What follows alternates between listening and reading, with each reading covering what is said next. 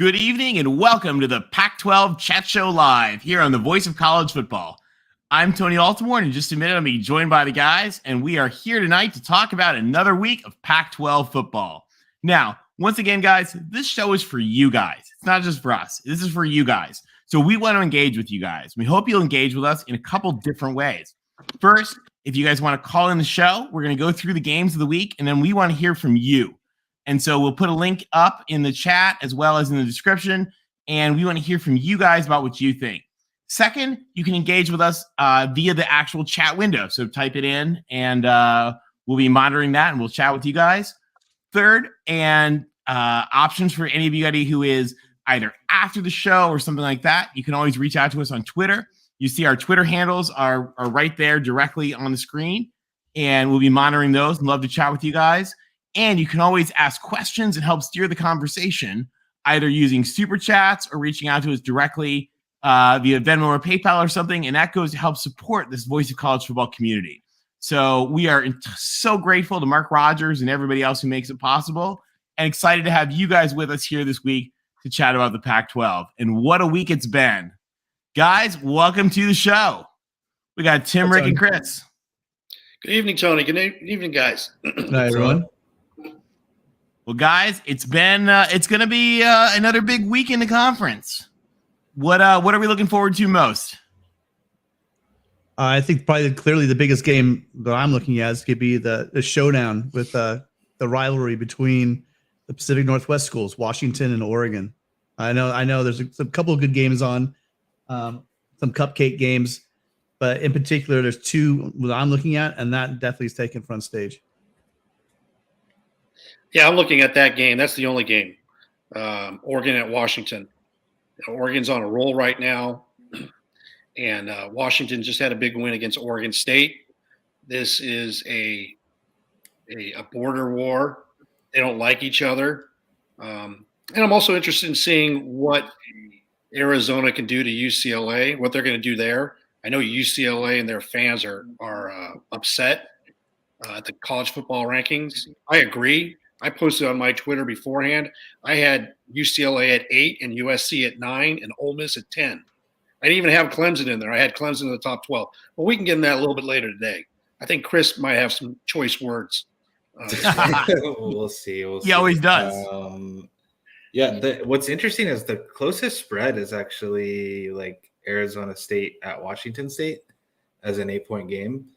But obviously the game everyone cares about the most is that Washington Oregon game, and it's definitely the only one that has or should have implications on who's going to the conference championship, right? It's only one that you would think has a possibility of having implications like that. But of course, we'll get into that game more specifically when we get there. Yeah, the Arizona State, Washington State was the other game I was talking about. Other than that, I think we might be all in agreement on the winners. All right, guys. And for those of you guys who don't know, I'm currently right here in South Florida, right in the path of Hurricane Nicole, which is about to hit us in about the next hour. So if I disappear, I hope to reappear. We'll see what happens with the power and Comcast. So here we go. So, guys, looking at the games coming up, why don't we hit our first one, which I think is going to be pretty interesting. We've got Washington State with friend of the show, Chancellor Chilton, is bringing the Arizona State Sun Devils to town. What is going to happen out when we get kind of the desert versus the Palouse? Rick, do you want to go first since you switched the order up last week? We'll go Rick, me, Tim. Sounds great. This is going to be an interesting game. Let's look at the weather report.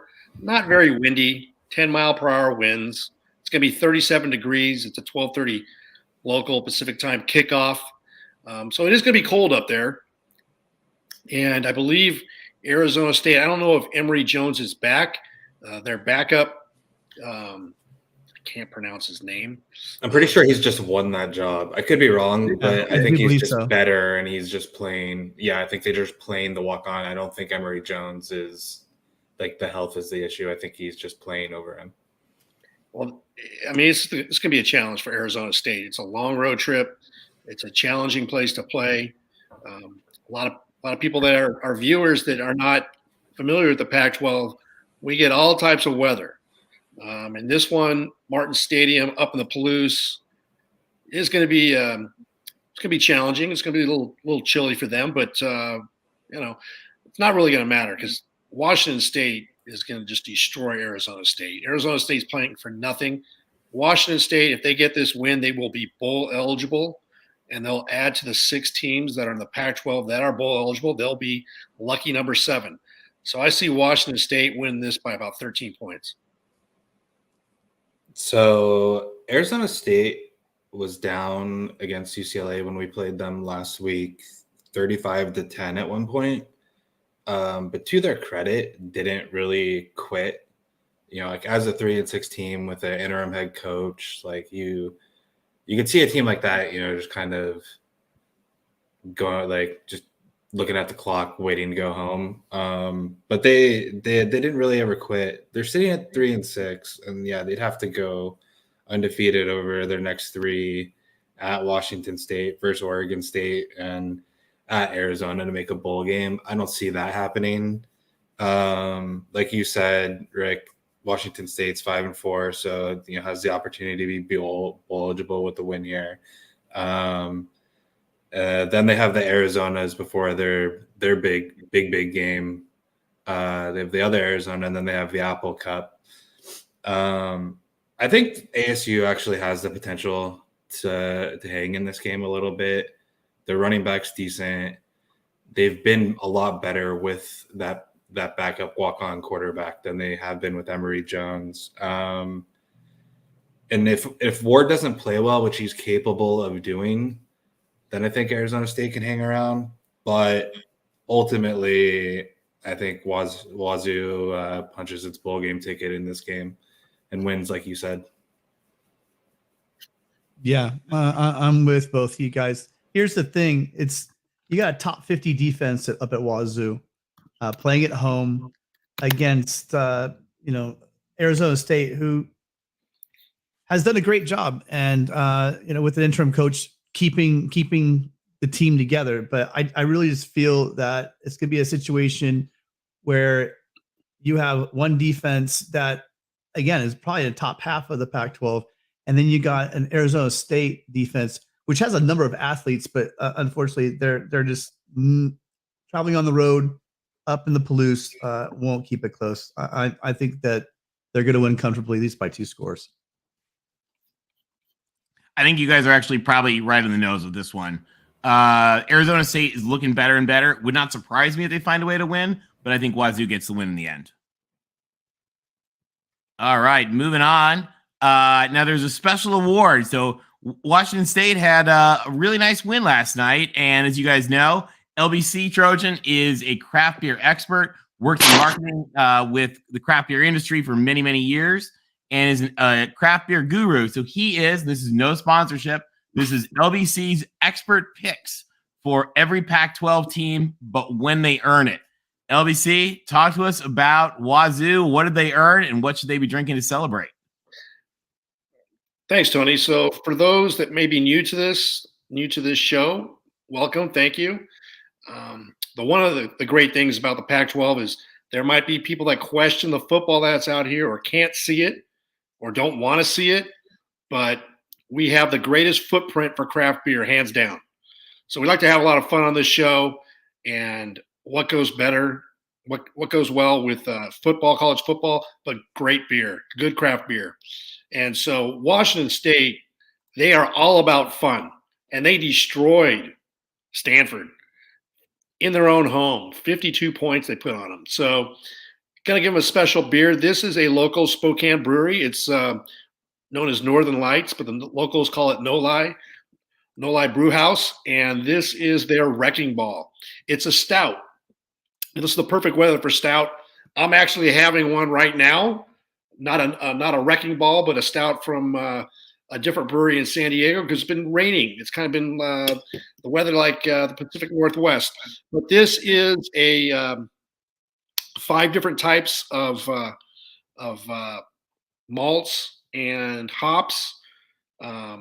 It's got 50 IBUs, 9.5%, hints of brown sugar, chocolate, superior beer to celebrate if you're a Coug, going in there and having fun in Palo Alto while Stanford cannot have fun.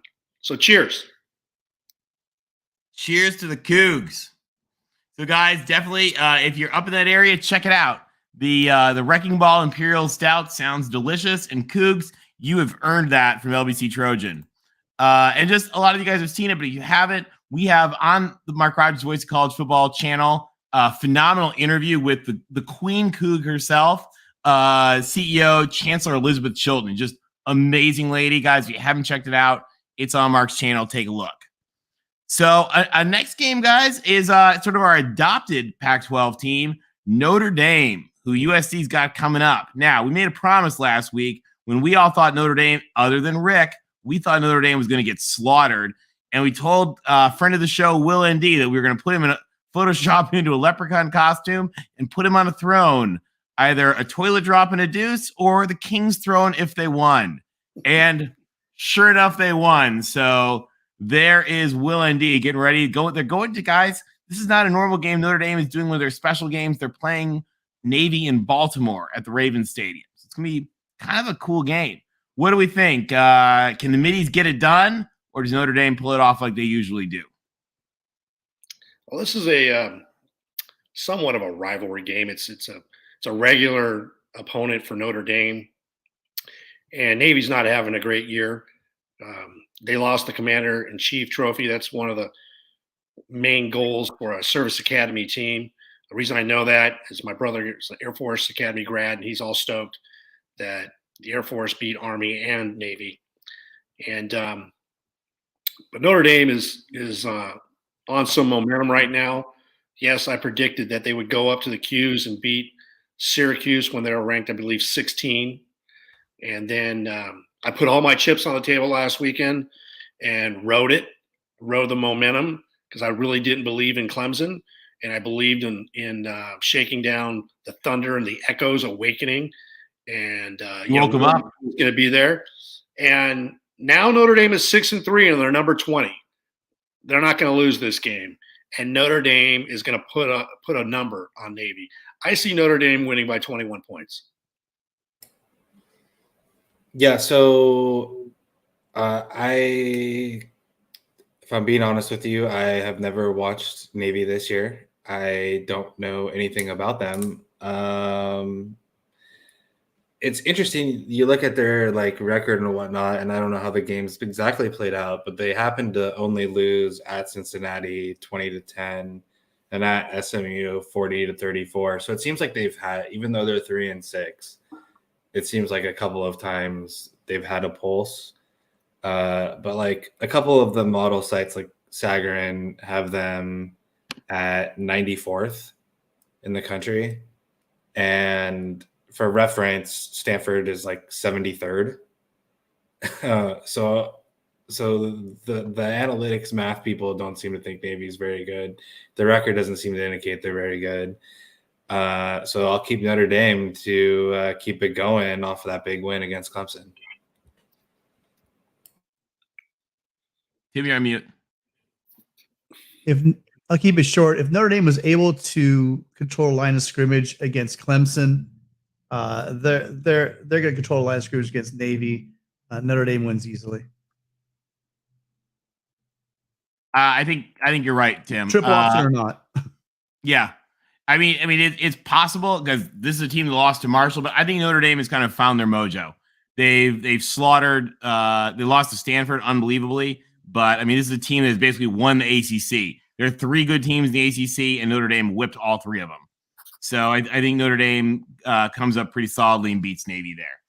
So, and to folks asking why do we cover Notre Dame? Notre Dame plays half the pack, and Notre Dame's going to have a big role in what goes on with the pack in a couple weeks. So we cover Notre Dame as well. And actually, Notre Dame, by the way, guys, tried to join the pack in 1958 and almost did, along with Army, Navy, and Air Force, very interestingly. And we'll talk a little bit more about where you can learn about that a little later on. So another interesting game here, guys. Stanford goes up to Rice-Eccles, the treeless Stanford, as the Stanford tree remains in exile. So for those of you guys who don't know, friend of the show, the Stanford tree, who we've actually had on our show before, is currently suspended because he had a banner that said Stanford hates fun. And Stanford showed that they do indeed hate fun by then suspending the tree. So anybody around Stanford, you are on our list because this show believes free the tree. So guys, is Stanford going to get what's coming to them when they go play Utah? Or might they pull another upset like Notre Dame? This is going to be a fun game for Utah. They just rolled Arizona, and Utah's playing well. Don't really know the health of Cam Rising, but he did play last week. They are a little dinged up with the tight ends, but Utah always seems to have guys that can step up. They're well coached, and they're going to roll at home at night. Stanford just doesn't have the athletes to compete with Utah. Utah has morphed into the team that Stanford was 5 years ago. They're tough. They're physical. They're going to bring it for 60 minutes. And I see Utah putting up a 28-point win on this one. Yeah, I'll keep it short. Stanford's bad and Utah's good, and Utah's gonna roll. I don't know, 24 might be a lot. David Shaw has like this weird way of hanging in games or even winning that, like the example of Notre Dame when he shouldn't. But the fact that this is right in rice cycles and whatnot, I don't see Utah putting leaving this to be questionable for very long, if at all, and Utah rolls. Yeah, like I said, I think it was a chance we were going to split on a couple of the picks, but most of these are, I think, it'll be all unanimous. Utah, although you were saying about the spread, Utah is like 5-4 this year against the spread, but they're 2-0 against the spread when it's 24 points or more, which is pretty good. And I think that the problem with Stanford is unfortunately they have a very bad offense that goes along with really bad defense. A lot of the programs in the Pac-12 have a bad defense, but a lights out offense. Unfortunately, Stanford has the lucky distinction of being bad in both sides of the ball. So I think that Utah wins and covers. Tim is bringing out the numbers tonight. I love it. I do. Tim, I like it. You know what? No, that's an inside joke because I said, Chris, I love your numbers. He's always crunching numbers, and he showed me a couple of sites that are just amazing. And no, I'm not going to throw away my small teacher salary on betting on football. That's for sure. But it's really fun to know the numbers, and I appreciate Chris's help.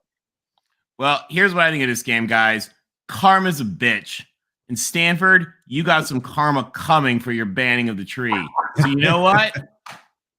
Drop it on him, Utes. Utes in the chat. Have Kincaid throw him another few touchdowns. Put up 70 if you can. Because you know what, Stanford? Screw you. Beep. You know, well, we can't actually do that. We have a beep.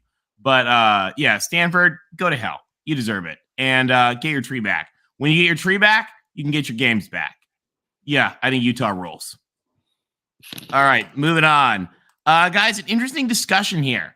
So we've had a lot of discussion going on right now about the Utah-Oregon on November 19th and the USC-UCLA game. One of them is going to be in nationwide in prime time, and one of them is going to be nationwide Pac-12 after dark. And we thought we would explain to you guys just exactly why that's happening, because it's a really, really big controversy in the conference right now. So those two games, we do not know, and we will not know until possibly as soon as the Monday before. They're on a 6-day hold with Fox and ABC and ESPN. ABC owns ESPN. And the reason for that is we want to show you guys here. This is why. So it's not a conspiracy. It's nothing bad. It's not a controversy. But the reason is that Fox gets the first pick. And Fox has decided that they have the slot they're holding for the Pac-12, which is on their contract, what they're allowed to do. They're going to hold that 7:30 Eastern game. It might be 8. I think it's 7:30, but that primetime game. Now, the catch to that, the rule is that ABC and ESPN, if they want to air that game, they can't conflict with Fox. So they can't have that game in prime time. So they could do it earlier. Well, the problem is they can't do it at noon, which is 9 a.m. on the West Coast, because that's too early. Nobody wants to watch football games at 9 a.m. So they could do it later in the afternoon, but those times are actually already contracted under their deal with the Big Ten and the ACC. So ABC asked the Big Ten, well, they asked Fox, could we run the other game opposite yours? And Fox said no. So that was denied. So then they went to the Big Ten and they said, hey, I think it's a Michigan game. They said, can we have that game be the night game so that we can have the Pac-12 game earlier? And the Big Ten said no. And the reason for that is the Big Ten, because it gets colder in November, the schools have to okay the night games. And the school said, no, we don't want to play at night in November. So ABC and ESPN were screwed. They did not have another option. You guys can see here on the screen.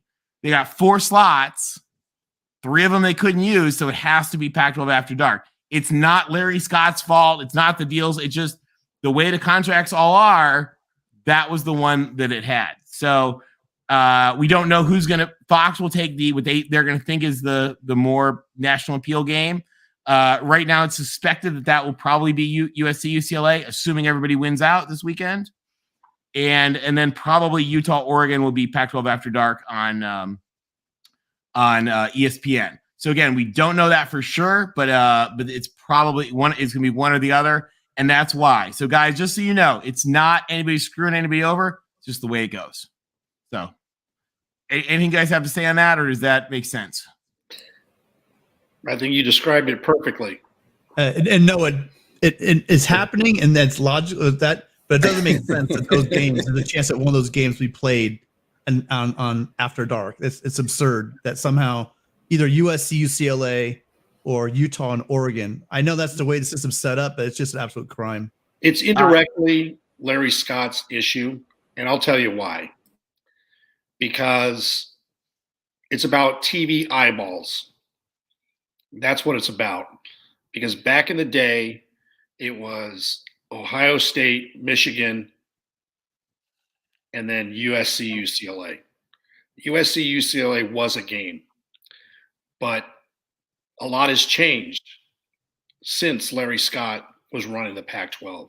You don't get a lot of eyeballs watching the Pac-12 because of Larry Scott's deal-making. Let's say his business plan, if you want to call it that. He believed in parity, which led to mediocrity. And he thought that would be a great model for the Pac-12. And it wasn't. I mean, he created equal revenue sharing, and the teams got what they wanted because they didn't really like USC and UCLA getting unequal revenue sharing. But over a decade, what has happened is it's given an excuse to the TV broadcast partners not to feature the Pac-12 schools in these prime spots. It's ridiculous. But over time, that's what has happened. And you have the media and social media that don't really give a lot of respect to the Pac-12. I mean, take a look at the college football playoff rankings. If you go by their metrics, there's a lot of issues that happen that we'll be talking about later. But it's just an accumulation over time of a lack of respect for the Pac-12. So this is not surprising. I think you're right. Real quick, we want to thank Zach T. Zach, thank you for your super chat. We really appreciate it. It really helps the community. Thank you. Thank you for that. And go Utes. And Utes have got a good game this week, and they're going to stick it to Stanford. So Utes, deliver. Zach, get your Utes to deliver the karma on Stanford. Free the tree. But Tony, you nailed it on that graphic. So that you explained it perfectly. Oh, Nice thank job. you. Nice job. Thank you. I appreciate it. And guys, by the way, if you haven't met the Stanford tree, dude is awesome. He's been on our show. We love him. He's going to come on again sometime. Really, really good guy. Check it out. That's also on Mark's channel. And you can take a look there. All right, guys. What might be the biggest game of the week? And we got some special guests in our picture this week. So if you know who they are, if you know, you know. If you don't, you don't. They're there for their dogs and their ducks. We've got Hate Week. Autzen Stadium is going to have Oregon and Washington. What do we think is going to happen? This is going to be a great game. And Eric kind of looks like a duck. Look at his smile. Look at the duck's eyeballs, the duck's beak. Eric is a duck, and he is a duck. This is going to be a great game because Oregon's going to make a huge statement. They hate Washington. They've owned Washington. Washington's a better team with DeBoer, with Penix, and their offense, but their defense is suspect. And Oregon got some respect in the playoff rankings. I'm very surprised that LSU didn't jump them. But Oregon has a clear path to become Pac-12 champions and earn a spot in the college football playoff rankings. So what better way than to take it to Washington at home? Now, the one area that Oregon, there's a little concern is the pass defense. And that's going to be the chance that Washington has in this game to stay close, keep it competitive. Is Penix Jr. is going to have a perfect game, and he's going to have to find those spots in the defense because their DBs are slow. They're slow and they're smaller. So, but Washington's going to have to play a perfect game. At the end of the day, I just don't see that happening. I see the Ducks rolling. I see the Ducks winning by 2 touchdowns by 14 points. So, Washington had a good win against the Oregon State Beavers last week at home, but playing the Ducks in Autzen is a completely different animal. Like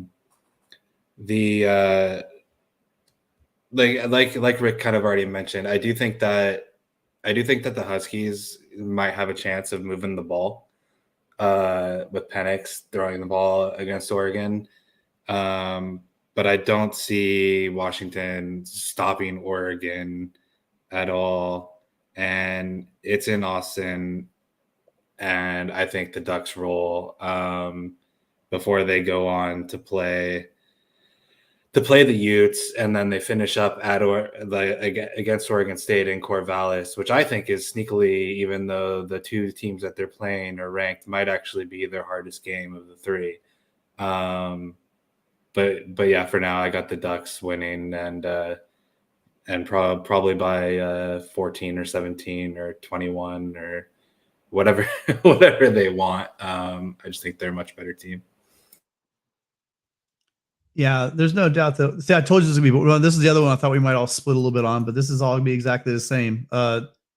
Oregon is the better team. Their offense is statistically right up there with USC, almost across the board, sharing and very close to on most categories.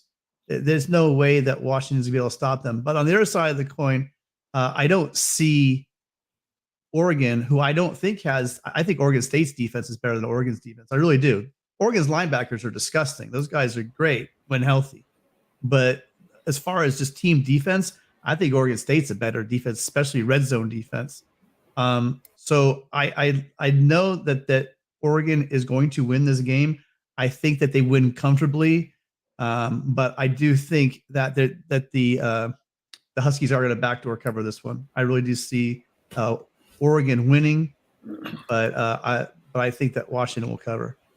So no one thinks rivalry factor plays into it at all. I think it's such an interesting thing that maybe people from outside of the conference don't realize. Both of these teams having like an in-state rival that they play, quote unquote, like the last week of the year, but this actually being their true rivalry game. Tony, you're on mute. I was going to say, Chris, you're right. It's just like Michigan and Ohio State. Like, this is the state of Washington and the state of Oregon, and they do not like each other.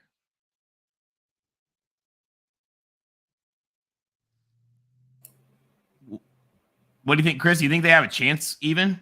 No, not really. Unless there's like rivalry voodoo magic. And like, I think that would take like being in Seattle, some crazy things happening, that weird weather thing that we were talking about last week that never came, being there, a couple like seances in the parking lot, like all kinds of weird stuff going on. I don't think that Washington, and it's not to say that Washington isn't good or that they're fraudulent or that they shouldn't be ranked. Like, it's a good Washington team, but and I've thought this about Oregon for a while, even before they played us, is like, I think this Oregon team is really, really good.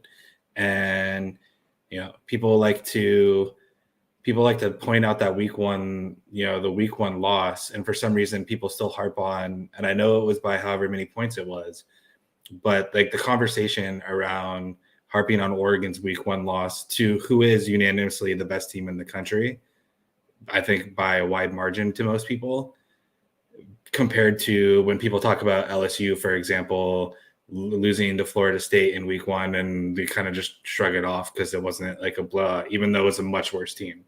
I think this Oregon team is really, really good. Yeah. And I think they're going to just continue to show it come Saturday.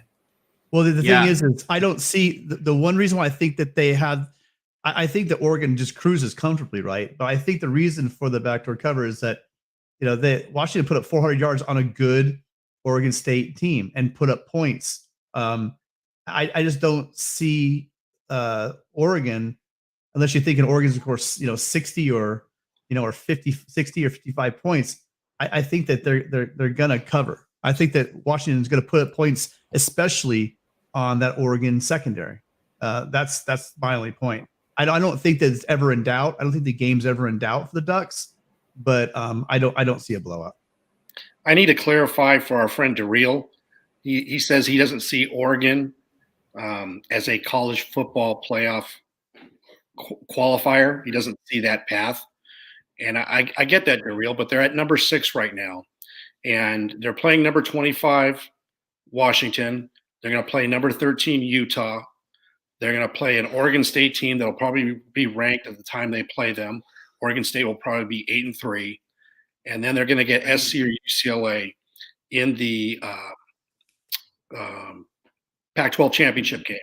I just saw a stat published by Fox Sports that Oregon has the hardest, most difficult remaining schedule in college football. And I agree with that. TCU is going to lose a game.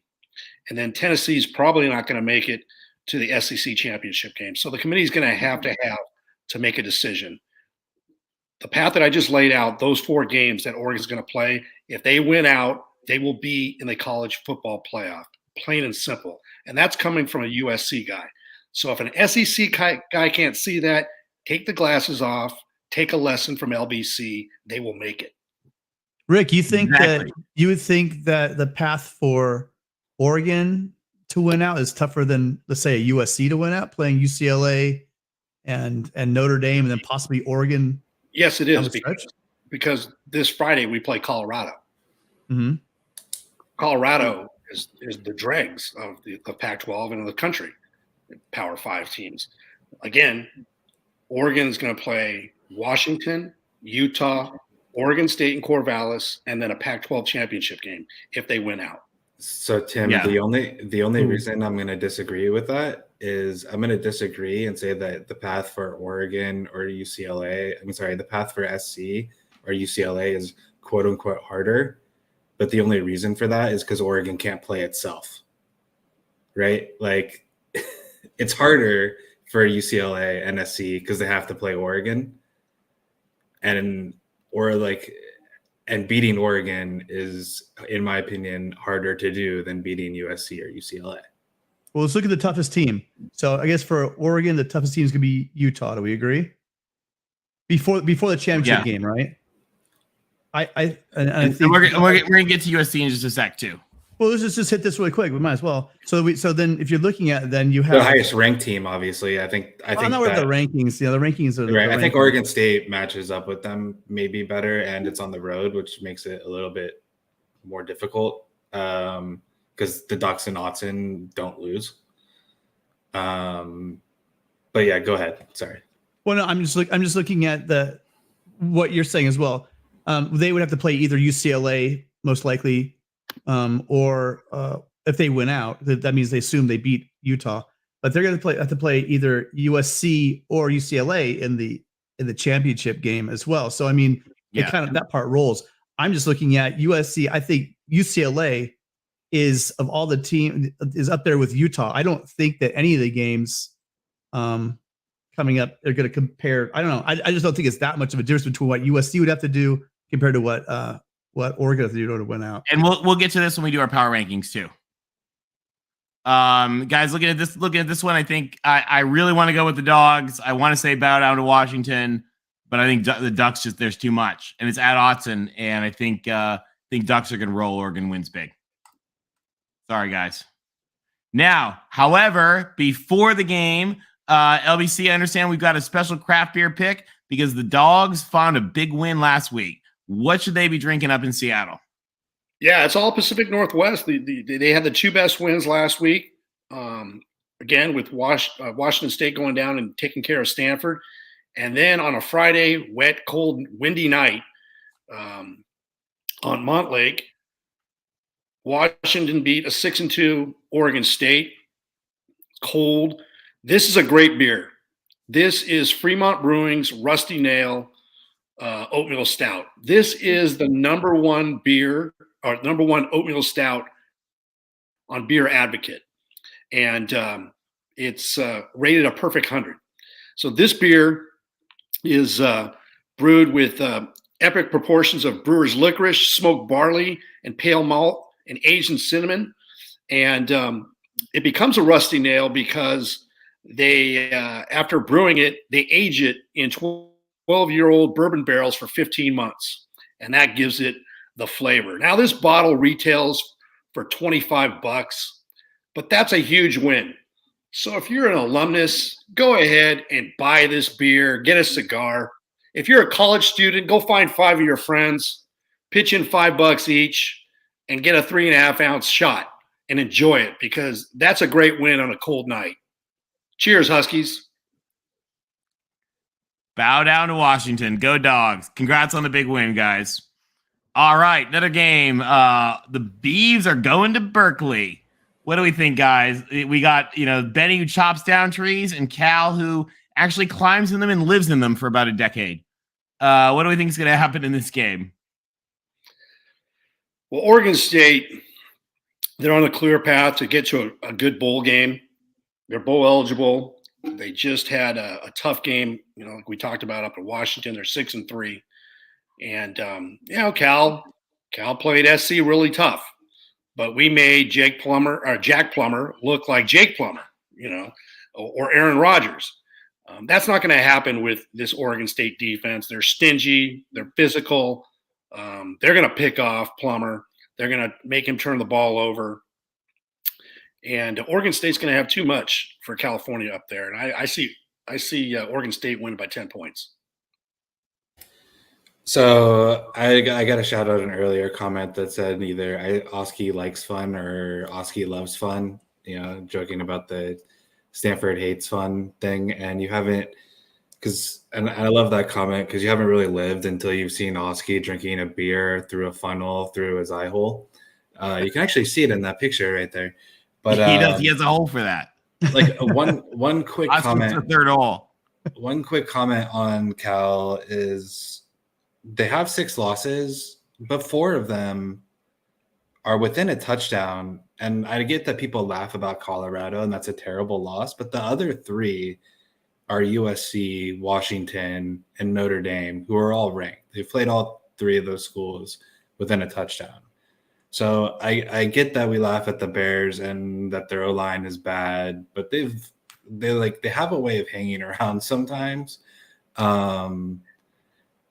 That being said, if this was in Berkeley, then, maybe I start getting carried away. Oh, whoops. Yeah, it's at Reeser. But no, you have it right. The stadium in the background isn't, you have the writing correct. Sorry, Beavs. I'm sorry. Connor, we're sorry. But yeah, in Corvallis, the Beavs win this. And, I said all year that they were going to win 10 games. And now they just have to do it in their bowl game. We're going to add an extra game on to squeeze in the 10. I'm going to cheat a little bit. I like it. Tim, what do you think? So I don't really I think Cal the whole thing about Plummer is for 3 quarters USC bottled them up completely. Then some witchcraft voodoo went on in the 4th quarter, and USC gives up 20 unexplicable points on blown coverages when they moved to that stupid zone. And the previous 3 quarters they didn't do much of anything. They scored 14 points. I don't see. I believe that Oregon State is one of the best defenses in this conference, and at home they're incredibly nasty. I think that Oregon State's going to win this one easily. Tim, I think you're right. Oregon State, I think, is a good team. They're a lot better team than people give them credit for. We've seen them play everybody tough. But Chris, you're also right in that Berkeley's found a way to hang on. Berkeley should have beaten Notre Dame. Cal and Stanford both should have beaten Notre Dame. And this is, I think, going to be closer than we think. But at Reeser, I don't think Berkeley comes up with the win. I think the Beavs continue to roll, having a great season. By the way, shout out to Sergeant Pickles. Thank you for the super chat. We really appreciate how much it helps the channel. Sergeant Pickles, you get a dubs up. Go Dogs on behalf of your folks, because as you say, it's the most hateful time of the year. It's Hate Week in Seattle and Eugene. All right, guys. Looking ahead now, we got an interesting one. We've got the Bruins and the Arizona Wildcats heading to the Rose Bowl. What do we think is going to go down in Pasadena? Well, before that, I think it's Sergeant Pickles' birthday on Friday. So cheers, Sergeant Pickles. Yeah, the Marine Corps. That's his Marine Corps birthday. When you're a Marine, you only need one birthday. Marine, yeah. It's the Marine Corps birthday. So, gentlemen, I think the first 5 games that we've picked, it's all pretty much been chalk. And the Pac-12 does crazy things. And we're all high on UCLA. UCLA is feeling disrespected. The last time that I got all high on UCLA, you left me high and dry. You went and laid an egg at Autzen. And, I can easily take the Bruins here. I can give you the reason why UCLA is going to win. But DTR has got to come back to earth. Jane DeLora is a baller. We saw what they did against USC. And I don't have any facts. I'm not going to quote you any stats. And Chris is going to come in here. He's going to give you the stats of why and how. And I'm just going to tell you right now, crazy things happen. And just when you want UCLA or you think that they're the team that you believe them to be, they're not. Like a ghost, they're going to disappear for some reason, for some period of time. And Arizona's going to win this game by 3. I'm taking Arizona. Damn, like Rick. Rick goes LBC rogue with again. the bold Yeah. pick. You guys Yeah, laughed Tim- at me when I took Notre Dame against Clemson. You laughed at me at I Notre didn't Dame. laugh at that. You know what? That wasn't that big. That I wasn't didn't that laugh at outrageous. that. That, Yeah, that was I a didn't good laugh. It's pick. like I laughed, Rick, I laughed when you picked Colorado a couple weeks back. That's what I laughed. Okay. All right. But Tim, to the laughing point, you know how you said like, oh, I should trail Rick's picks, except like when he goes rogue or goes crazy, like I should not do that. This is that time. There's Delora going as crazy as he did might have something to do with SC's defense as much as it has to do with Arizona. Oh, well, here But we I go. will say no. They have some playmakers, and I said that the week that you guys played them, they have their wide receiver core is insane. Like the number 5 dude could play for anyone he wanted to. But getting back to UCLA and Arizona, so UCLA had 400 yards rushing last week against Arizona State without Charbonnet. Who was out for an injury that kind of took everyone else by surprise. He's practicing now, apparently. And 400 yards against Arizona State is pretty good and makes me feel like we can do absolutely whatever we want rushing the ball against Arizona.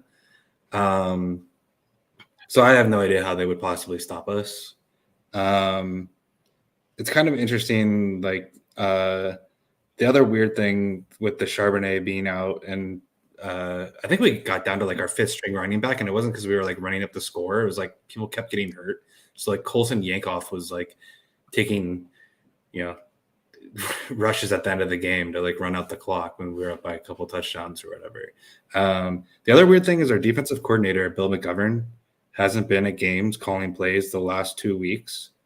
He's like supposedly involved in game prep, but he's not, like, and I'm not sure what the sickness is. They haven't really said it.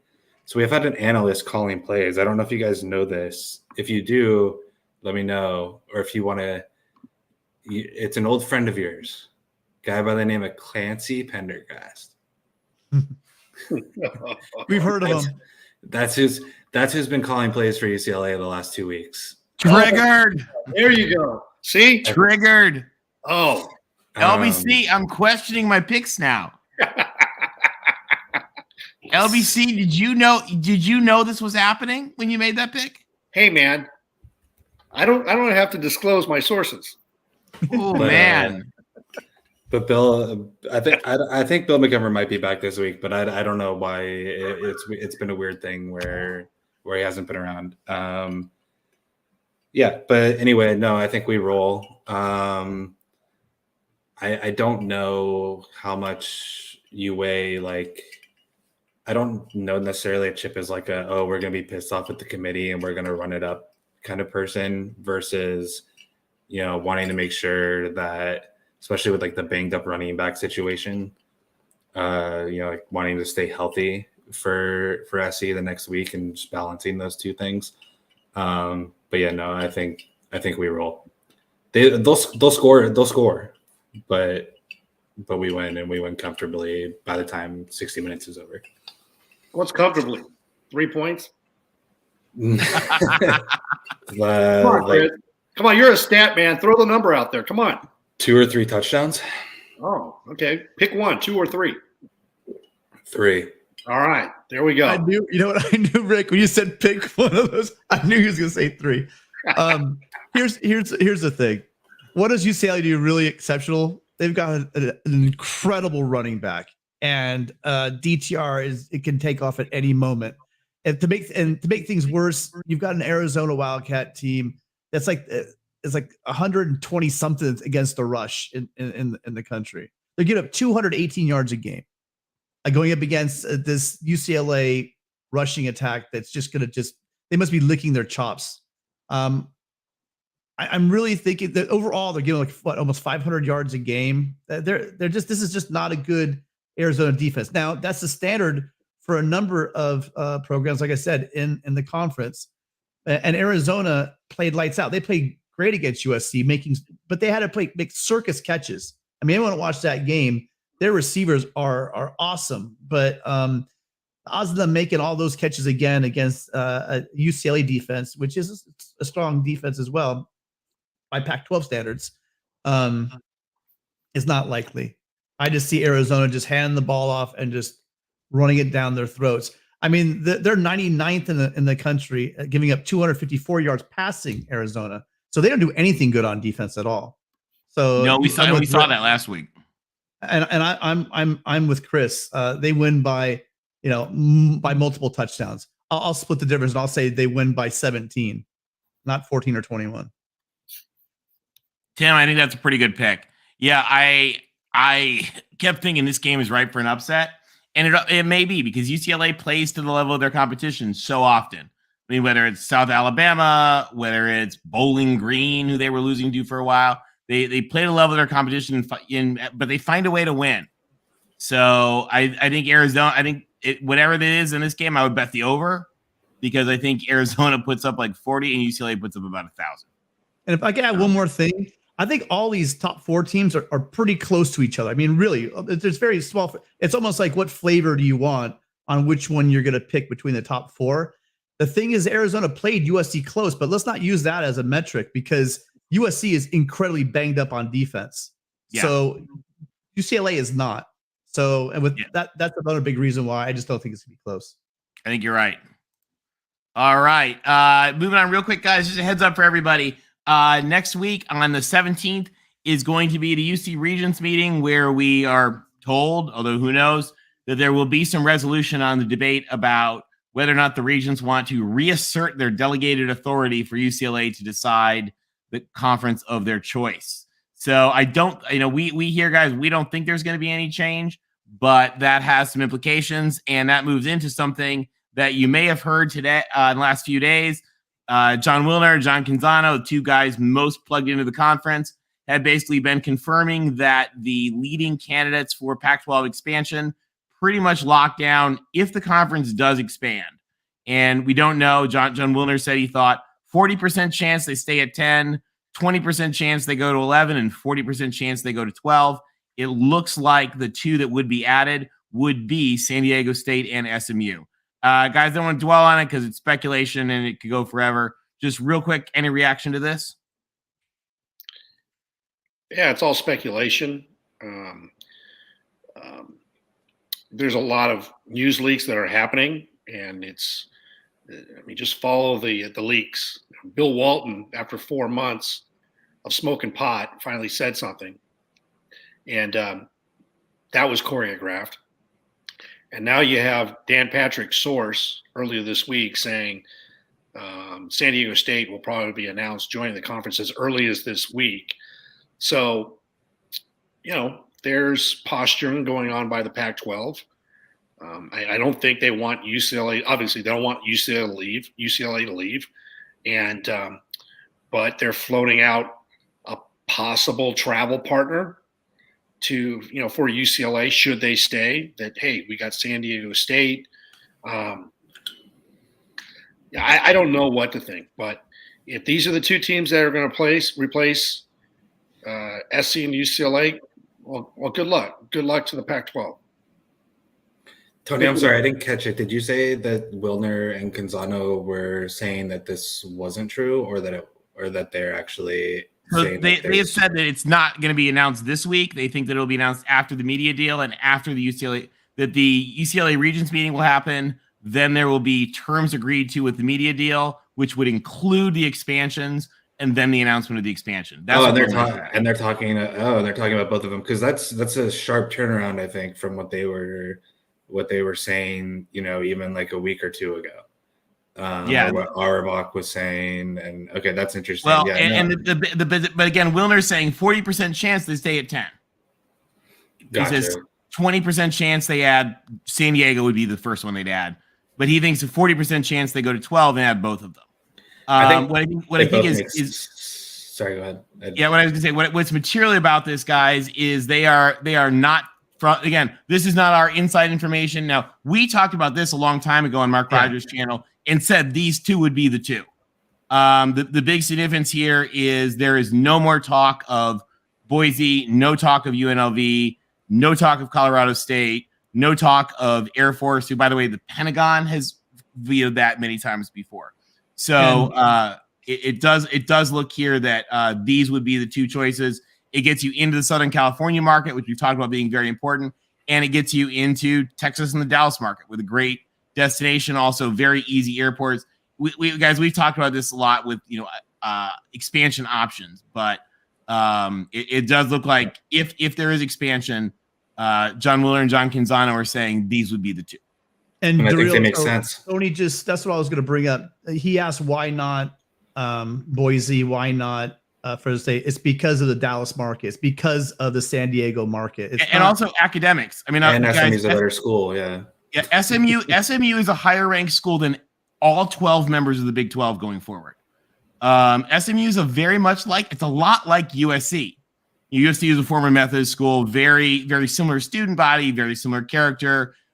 SMU's on an aspirational tear. They are boosting their academics and research and everything like that. They're on a tear. So is San Diego State. San Diego State has, I'm trying to think if they are, I think San Diego State would also because San Diego State's a little different because of their ranking, because they don't do as much graduate stuff because of the California master plan. But San Diego State has more elite admissions than any school in the Big 12 also. So these are both academically superior to all 12 of the Big 12. And so in that regard, these are great additions. They're very Pac-12. They both need a P5 home. And the Pac-12 needs to have a presence in Southern California. They need to have more presence in big cities, and these are really good picks, I think. But again, we don't. John Wilner again says 40% chance they stay at 10. So we don't know if it's for sure. I think I work in consulting, guys. The consultants for San Diego State have gone on the record talking about their project. And one thing consultants don't do is talk on the record in public to media about their ongoing projects if it's not, and they certainly don't do it if it's not okay. So for the fact that that's happening, I think it's all but done, but we'll see. All right. Anything else real quick, or should we move on to the big game? Let's do it. Well, the big game, at least maybe for some of us, it's the big game, Friday Night Lights. We've got Under the Lights in the Coliseum. The not-so-mighty Colorado Buffaloes are coming to play USC. Guys, does this have any chance for a Pac-12 weeknight trap game, or are the Trojans going to roll? I'm embarrassed to talk about this game, actually. I mean, come on. It's just, yeah, USC's been banged up with the defense. And that's been problematic. I think you'll see, the great thing is that that's all being overlooked about all the talk about the defense is Caleb Williams is freaking elite. This guy has 28 touchdowns and 1 interception. He's also rushed for 4 more touchdowns. He's thrown for over 2,700 yards. Dude is the best quarterback I've ever seen at USC. And yes, I know about Carson Palmer winning the Heisman. But the one thing that I'm going to be looking for at this game, I'll be at the game, I think Tim is going to be there as well, is this is kind of going back to 2002. I think Caleb Williams, it'll be a successful game if he doesn't play the fourth quarter. I want to see Miller Moss. Fourth quarter is Miller's. I expect USC just to dominate these guys. If they don't, then that's a lot of problems. That's going to be a lot of problems. But Caleb Williams has the opportunity next week to play against UCLA, a ranked team, big game, against Notre Dame, kind of the same path that Carson Palmer had. And then Carson Palmer just spanked Iowa and put Brad Banks to shame in the 2003 Orange Bowl. Back then, they didn't play it was the Pac-10. They didn't play a championship game. But, should USC beat Colorado and beat UCLA, well, then they would, they would face likely Oregon in the Pac-12 championship game. But if you can go ahead and collect numbers in this game, beat UCLA, beat Notre Dame, and beat Oregon, he would be a leading candidate to be in New York for the Heisman. He's got it out there in front of him. The thing I like about this guy is he's a baller and he's a great leader, and I think he steps up to the challenge. So he's going to put a clinic on Friday night. I want to use part of my time real quick to argue with Tony that USC plays to the level of their competition, arguably a little bit more than UCLA does.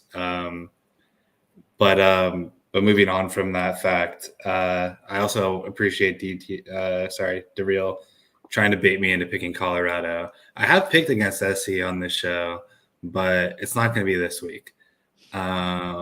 Colorado is obviously like one of the worst teams in FBS, and SC names that score. You guys know better than I do, so you can tell me is like what's the deal with Gentry and Addison and the guys that haven't been playing? We don't know yet.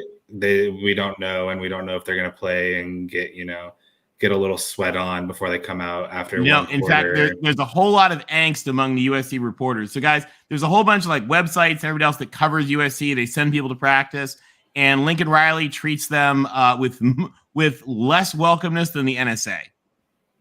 So, and not only that, they're under direct. They're not even supposed to tell people if people are practicing, people are not practicing. It's very tight-lipped if they're given that access as far as what the injury issues are.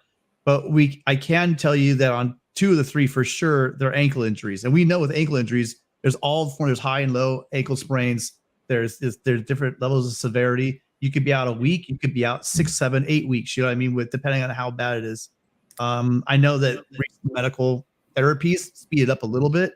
I'm really hoping it's not one of the latter that I talked about, that these guys can get healthy for UCLA. But the answer is nobody knows. Because I would think that you would want them ideally, to play like a quarter or a half or something, just to play a game, because they haven't played in like a month or whatever it's been. Before next week. Not that they're going to play all game or that you need them to win this game. You certainly don't. So with that being said, for all the talk that USC fans do about how the conference is out to get them and the Pac-12 tries to keep SC down, I want you to enjoy the quasi bye week that you have and the extra day off before your game with UCLA next week. Thank you, Chris. Hey, we're just pulling out the SEC playbook, man. Colorado's going to be our Austin P or our UAB. Well, Rick, don't curse us. Don't curse us. Oh, come on now. Come on. There's no way. No way in hell. We got this game. At least it's not in Corvallis. That's all I'm saying. Tim, what do you think real quick? Yeah, I think a lot of the Cal game has been overblown. Anybody that watched the first 3 quarters of that game, SC was in cruise control. At the half, they went up 20. To start the fourth quarter, they were up 20. A couple, an onside kick and some busted coverages. I mean, you got to play a game for 4 quarters. And credit Cal for taking advantage of the opportunities that they had. But that really was not a game for 3 quarters. I do believe that unless USC gets Gentry back and other pieces and guys like Shane Lee 100% healthy, I'm going to be really worried going into Westwood in 2 weeks. This game, not so much. I was bagging on Stanford being the outlier to Pac-12. We all have bad defenses, probably outside of Utah and Washington State, Oregon State. But what makes Stanford and Colorado so special in our league is they're crap on both sides of the ball. So, I mean, they rank towards the bottom on both of those things. USC is going to get healthy, hopefully, like we thought we would during the Cal game. I'm hoping that we get a lot of guys out and rested up going forward. This game should be a snoozer and over at halftime. I said that about Cal, but again, Cal showed us that they used to have a fight in them, and I just don't see this with Colorado. We have their best defensive player and their best offensive player playing for us this year. We stole their best receiver in Rice, and then we stole Blackman, their best secondary guy. So USC is going to roll this one. Yeah. And just so you guys know, so we have a hurricane right now descending on me. We're right by Vero Beach. Just up the way here is where the Spanish treasure fleet was wrecked. And then all the pirates came over the next year and like plundered it all. That's what happened to Colorado's team. Last year, everybody in the Pac-12 has got they all got some players from Colorado. Just like all the pirates went and got a little bit of treasure from those ships. And that's what happened to Colorado. Now, with that said, I don't disrespect Ralphie, but I think USC rolls. Chris and I have 2 fraternity brothers that are backup quarterbacks that need to get some playing time. So I not only hope we get to see Miller, I hope we get to see Miller and Gage both, because in Hoke Boys, and also we need to know that we're ready in case Caleb were to be injured or go down. Tony, can I jump in? I hope we don't see a third guy, because that means someone got hurt. So I hope we see him, because I hope Caleb scores 1 million points and then Miller scores a bunch of points, and then we get to see Gage for fun as well. Okay. The more the merrier. So with that, I think USC rolls. All right, guys, let's move on real quick. Just guys, a little quick comment here. If you guys are not following at USC Comics, I think they lay it down here. For those of you guys listening, it's Coach Alex Grinch, and the USC fans tell him, "Hey, Grinch, make us a delicious omelet." And he says, "Sure." And they say, "Here's your ingredients." Give him some Cheese Whiz and a banana. And he says, "Welcome to my world." So, guys, our defense is really injured, really banged up. And you see that without Gentry. You see that without Goforth. I think the defense with Gentry and Goforth, where's Eddie with his giraffes to show us? It's a way better defense. Real quick, guys, if you haven't seen our interview with the Trojan, Jacobo, amazing guy. He is the USC Trojan drum major. Just you will watch that and fall in love with him and the USC band. So, guys, we are running behind. So let me just try to go through this real quick. How are we doing on picks? Well, let's see. LBC has been brave. He's been winning some points by that bravery and starting to catch up, but he's still in fourth. Next up, I'm one game up at 28-12. And then we got a tie for first place. Tim has pulled it up and tied with Chris. So we got two of our folks on top. Tim, are we all the same? 7-0. That was LBC 7-0, undefeated, pulling the comeback. LBC with the backdoor cover. That's right. No, I'm just kidding. Tim, I have a question for you. If it does come down, we have all the same picks this week, right? Yes, I think so. Because on the so two much. that might have been toss-ups, we picked the same, and the other ones were just layups. So much like the schools we root for, a lot of it will come down to the game next Final week. weeks. Oh, yeah. It's going to be wild.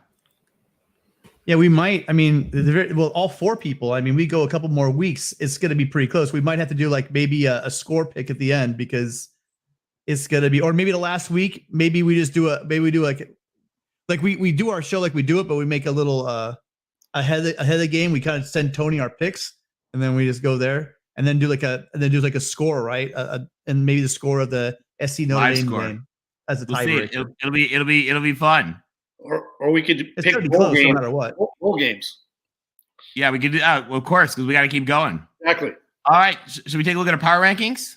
Let's do it.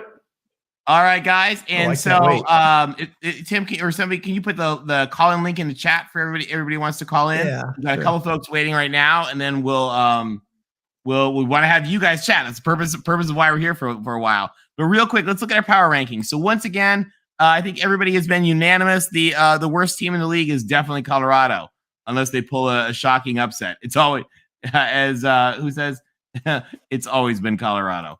Next up to bat, we've got Cal and Stanford. Everybody's got him at the bottom. Chris, who comes from that gold and blue Berkeley blood, is showing more respect for the Bears. Chris, I think we respect that. Next, you guys have been pretty unanimous. The third from the bottom little group are the Arizonas. Except Tim has more love for ASU. Tim, you believe in ASU more. Yeah, I do. I just think they Not have, enough to give them the win. No. Not enough to give them the win. Next up to bat. Now, the guys, this gets interesting. Now, I just want to point out, I have had the Dogs at number 5 for this whole time. I was a believer in the Dogs. Bow down to Washington. Bum, bum, bum. That's for you, Sergeant Pickles. Two of you have joined me. Tim, you continue to think the Dogs are trash. What's up with that? Not trash. Not trash. I just think the teams above them, you could interchange. I mean, if I had to do it over again, I probably might swap out ASU with Washington. But I think that the Apple Cup's going to Washington State, and I watched that game on Friday. I watched every play of it, and I was certain that the OSU was going to win that game. On a neutral field, I'm certain they win that game for sure. OSU has the better defense. The only problem they have is a huge problem is, man, they got to sort out their quarterback situation. But the running game's solid. I still like their offensive line, and defensively, again, I think the Beavs have probably among, if not the best defense in the league. All right. And how much are they missing JD Daniels? They wish they would have landed him. They had him, man. Wow. All right, let's look at number 1. Number 1, we continue to have 3 organs across the board, but the Ducks have fallen for Tim. And who did Tim put number 1? Who did Tim put number 1? Hey.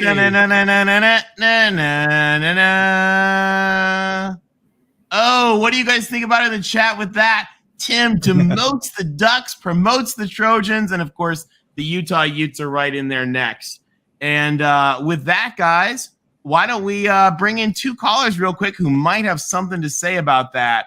We've got 2 Utah Utes who've been waiting. Let's welcome Zach and Larry. Guys, welcome to the show. Good evening, gentlemen. Hello. Good evening. Good evening, gentlemen. How you doing, Zach? Good. How are you?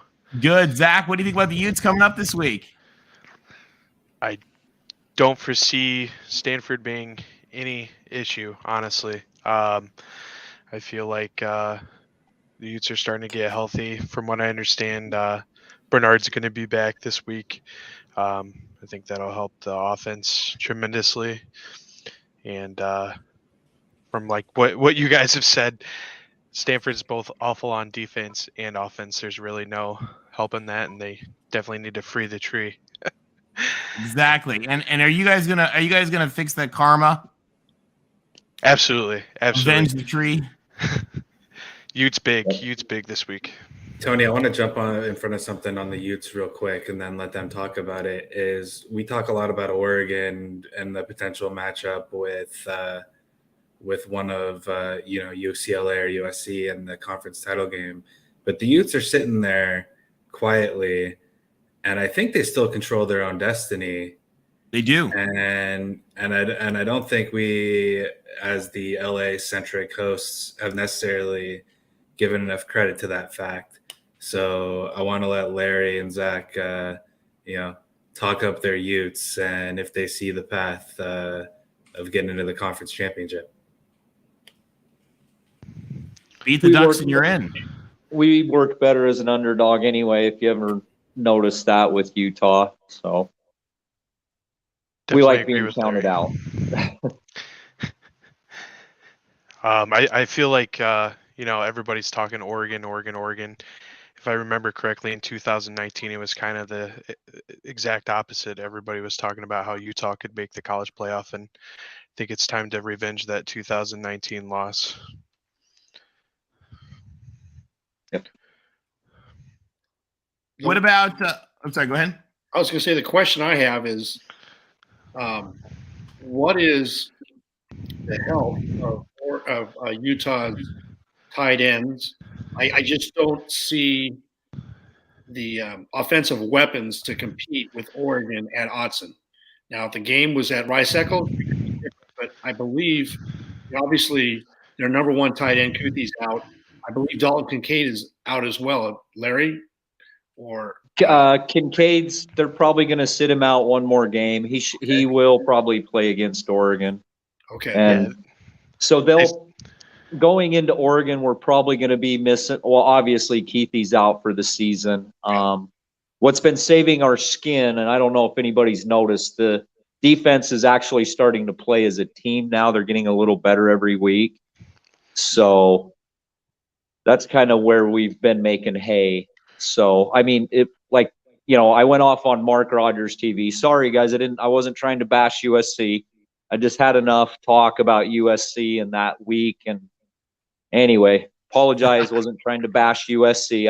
I'd had enough of Darrell MVP and hearing about Utah didn't win that game against USC. So you could understand that as a fan where I was coming from.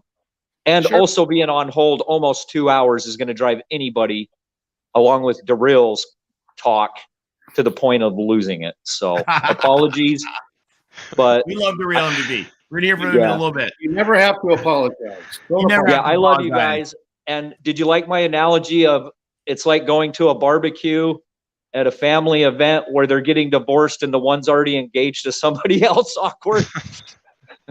It is. I like that. I like that analogy. But That I love happens. you guys. You guys are great, man. I love Tim. I love Chris. You guys are awesome. It's not awkward because you guys involve everybody and you are Pac-12 fans. So anyway, I just wanted to point out Utah's defense, I think, is what's going to help them if they can beat Oregon. I think their offense can do enough. It's going to be if the defense shows up in Autzen. And Autzen's worst loss ever in history is at the hands of the two Utes. FYI. Hey, we love you guys, and we love having you call in. We love having you part of the show. And I just want to give a shout out to all the Ute fans because Utah does not get enough credit. Utah has an incredible fan base. They have been a steady force in the Pac-12. And we talked a little bit about realignment. You guys, we talked about SMU. We talked about San Diego State. Utah is one of the many examples of exactly how to do realignment right. Utah has just absolutely been on an upward trajectory with all of their sports programs, their academics, they're members of the AAU now. Like literally Utah wrote the book on how to do expansion right, and go Utes, guys. Thanks, Tony. Appreciate it, gentlemen. Thanks for having us on. Guys. We'll talk to you soon. Take care. Good luck, Utes. Yeah, the Utes have been absolutely the team the last couple of years, just holding the Pac-12 flag. There's a lot of Southern California high school graduates that are going to Utah. Just in my inner circle of friends, I know 5 Utah Utes in the last 2 years that are going to the school. Yeah, it's a great place. All right, guys, we got 2 more folks joining us. We got friend of the show, Will ND, who's gonna hopefully give us a little bit of insight as well into this Notre Dame Navy game, and then we got also friend of the show, Sean Garner. Guys, welcome. What's up? What's going on? What do you guys think about these games coming up this week? Guys, I'm a little disappointed. You didn't cover the most interesting contest going on in LA. Which one? Year. The Bass Caruso contest there. Yeah, what was your take on that one? I think it's looking like Caruso's probably going to pull it out, but interesting. Still neck and neck. No call on it yet. And for those of you guys who don't know, Rick Caruso, running for LA mayor, we still don't know yet, was the longtime chairman of the USC Board of Trustees. He's the guy that brought us President Carol Folt. And then he and Suzanne Nora Johnson, who's one of the most amazing women I've ever met in my life. She's awesome. She and he worked together. She's the new chair. They worked together on bringing us Mike Bone, and they've worked on bringing us Lincoln Riley. So when you see the pictures of Lincoln Riley up there with Mike Bone and Dr. Folt, that's Rick Caruso with him, who may become Mayor Caruso. So a little bit of a Trojan billionaire in the mayor's office. Yeah. Well, best of luck to him. Did we lose Will there? Will, can you hear us? Yeah. Am I back? Am I still here? Yeah, you're still here. All right, sorry. I was taking a little look at the games this week. Will, what do you think about? Tell us real quick. Will, tell us about the Irish. Well, this is big for USC coming up. This USC Notre Dame game is going to be a big one. Oh yeah, it would have been a big one even if we would have lost close to the Taters, but we pulled it out, and we pulled it out big. And I'm just so excited about our O-line. I think it might be our best O-line since 2017. So. And has a question for you. We're just wondering: is the ACC going to FedEx that their championship trophy to Stanford now, or do they need to send someone to pick it up? I think we need to send a Stanford tree. We needed to do me and the Stanford tree, a little joy ride over to, I think it's Charlotte. It's the ACC it's in Charlotte, yeah. So yeah, do a little joy ride to the Queen City, and we can a little joy ride of you and the tree. I like it. Yeah, down to the Queen City and pick up the trophy. You know, he would totally do that too. I know. That's what makes him great. That's what makes him the Stanford tree. He is the Stanford tree, exactly. Free the tree, because Stanford and Notre Dame that game should be the ACC championship at this point. Yeah. Navy is not having a great year, but any chance of scariness? I see, and Will, you probably don't remember this. I grew up hearing Lou Holtz just always talk about how strong Navy was going to be, and then just railing them out of the stadium. Mm-hmm. Well, I think that the guys need to be prepared for the triple option because they weren't prepared for Stanford, they weren't prepared for Marshall, so they gotta be prepared for the midshipmen. Have a ton of respect for everyone that goes to Navy. I have one of my friends. He ended up going to Gonzaga private school, but he goes to Navy. He's awesome. So just a lot of respect for Navy and the Rip Miller Trophy. I've always been had the philosophy that if I was running any of these programs, I would never ever schedule games against these teams, against any of these service academy teams. I mean, you spend a whole long-standing, but this is a long-standing rival. It goes back decades and decades and decades.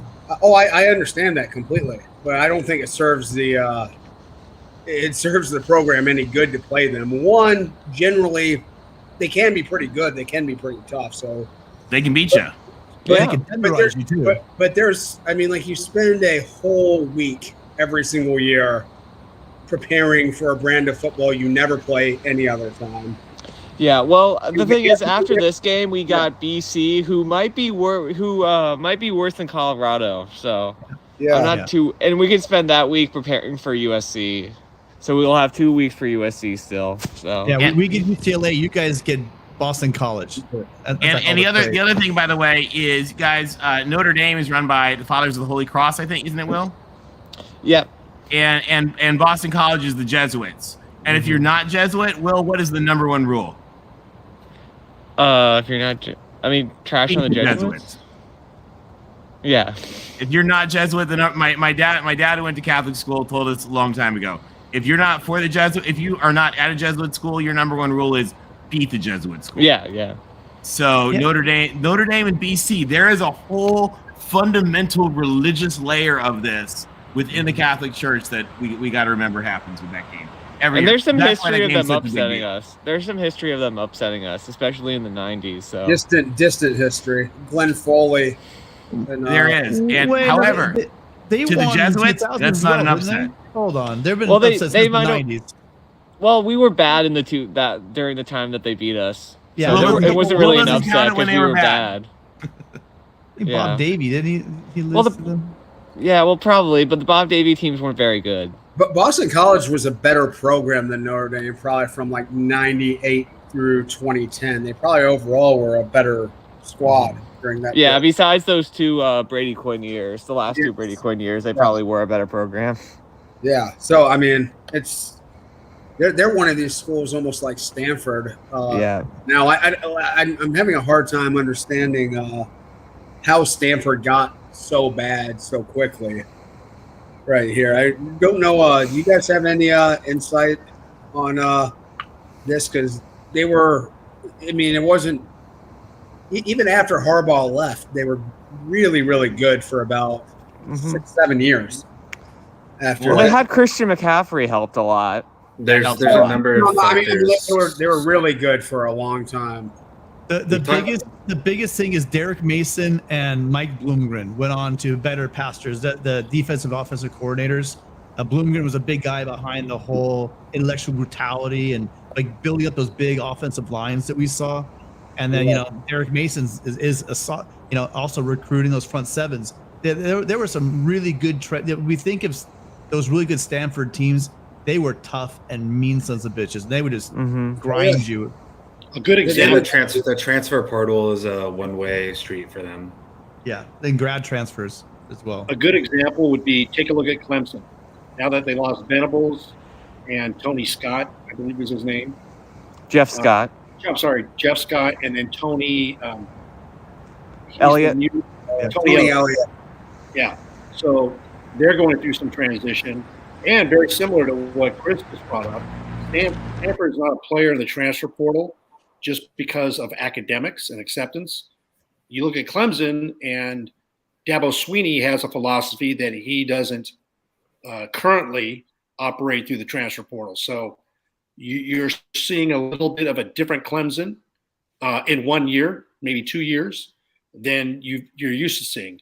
And take a look at Stanford. That's what's happened over the last 5 or 6 years, slowly. Dabo is also recruiting within, and it's not working. So, and I don't think he wants to fire his friends. I was going to say about Stanford, I've heard some conflicting things about like their academic standards for athletes. I've heard brutal. No, it's hard. And then their grad guys have to transfer out because they're not going to accept. They can't get. They won't take their own kids to like just be in grad school to play football. Their own kids can't always stay their full eligibility because they don't necessarily get into their own grad school. Yeah, that actually happened. I mean, I'm a big college wrestling fan, and their best wrestler from this past year actually had to transfer it. Poor kid ended up in Iowa, so he's doing just fine. But that was the story with him. He just could not get into grad school. Well, Sean, do you know about the only transfer they got in for football this year? No. So the only transfer they got in for football this year was actually captain of Lincoln Riley's defense. He's actually probably the only good defensive player they have. captain of Lincoln Riley's defense at Oklahoma, who is a guy that had like perfect grades at Oklahoma, started a nonprofit to help serve education things for the Black community in Tulsa, where he was from. Sounds like a real loser. Yeah, and was actually selected as the undergraduate representative on the NCAA's football oversight committee. That's awesome. And then he gets into, get this guy though, guys. He gets into Stanford. I think he's in the MBA program. I forget. I think he's in their MBA program, which is the number 2 MBA program in the world. And he gets into the MBA program on a full ride academic scholarship, and then calls up David Shaw, and he's like, "Yeah, so I'm coming to Stanford. Do you guys need some help next year?" God, that's the only one they got. Yeah, I can't even imagine being a full-time athlete and then having the kind of course load, the academic overhead that it takes. It seems insane to me that they're even competing at this level. Well, and you guys have seen the interview real quick. You guys have seen the interview with the Stanford Tree, right? The kid is CEO of 2 video games that he founded. That's a Stanford kid. Sean, it is a hell of a workload for somebody, but the academic support that the athletes do get, I'm not saying it mitigates all those hours, but they have tons of support and help, especially at Notre Dame where they write papers and stuff for them. So it really helps out. Really helps. Sorry, Will. I like it. Oh. Yeah.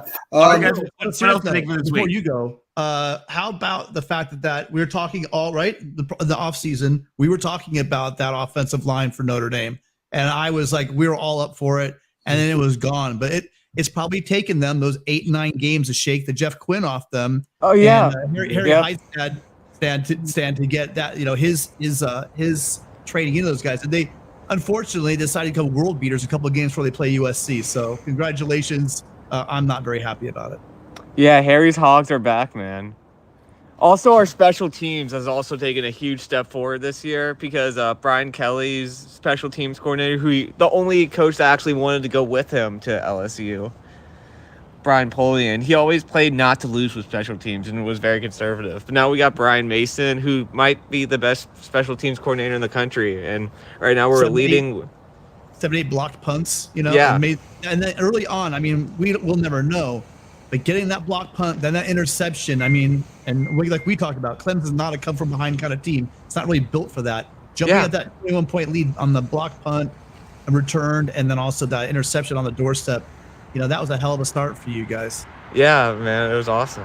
Notre Dame has like the weirdest resume of results I've ever seen, weirdest schedule and results I've ever seen this year. They lose to Marshall and Stanford, but also beat Clemson, North Carolina.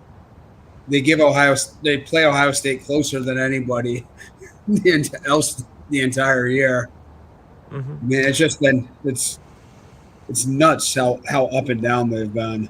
Yeah, well, a big reason why we're playing better right now is because Marcus Freeman, he took Al Golden and Tommy Reese into his room and he said, you guys gotta call plays not to make yourselves look smart, but to make us win. Like, simple it up a bit, and it's really helped. So hopefully we can go 10-3, but one game at a time, because I've learned from before I shouldn't just overlook these group of 5 teams. Maybe with Clemson, maybe Dabo's going to take a page from Brian Kelly and fire all of his friends. Oh, that was Jack Swarbrick made him fire his friends. So right. yeah. So all right, real quick, guys, any picks before you head off? I think the Ducks will win big this week. I'm really impressed by them. Like, they're just smoking everyone after that Wazoo game. So Ducks big.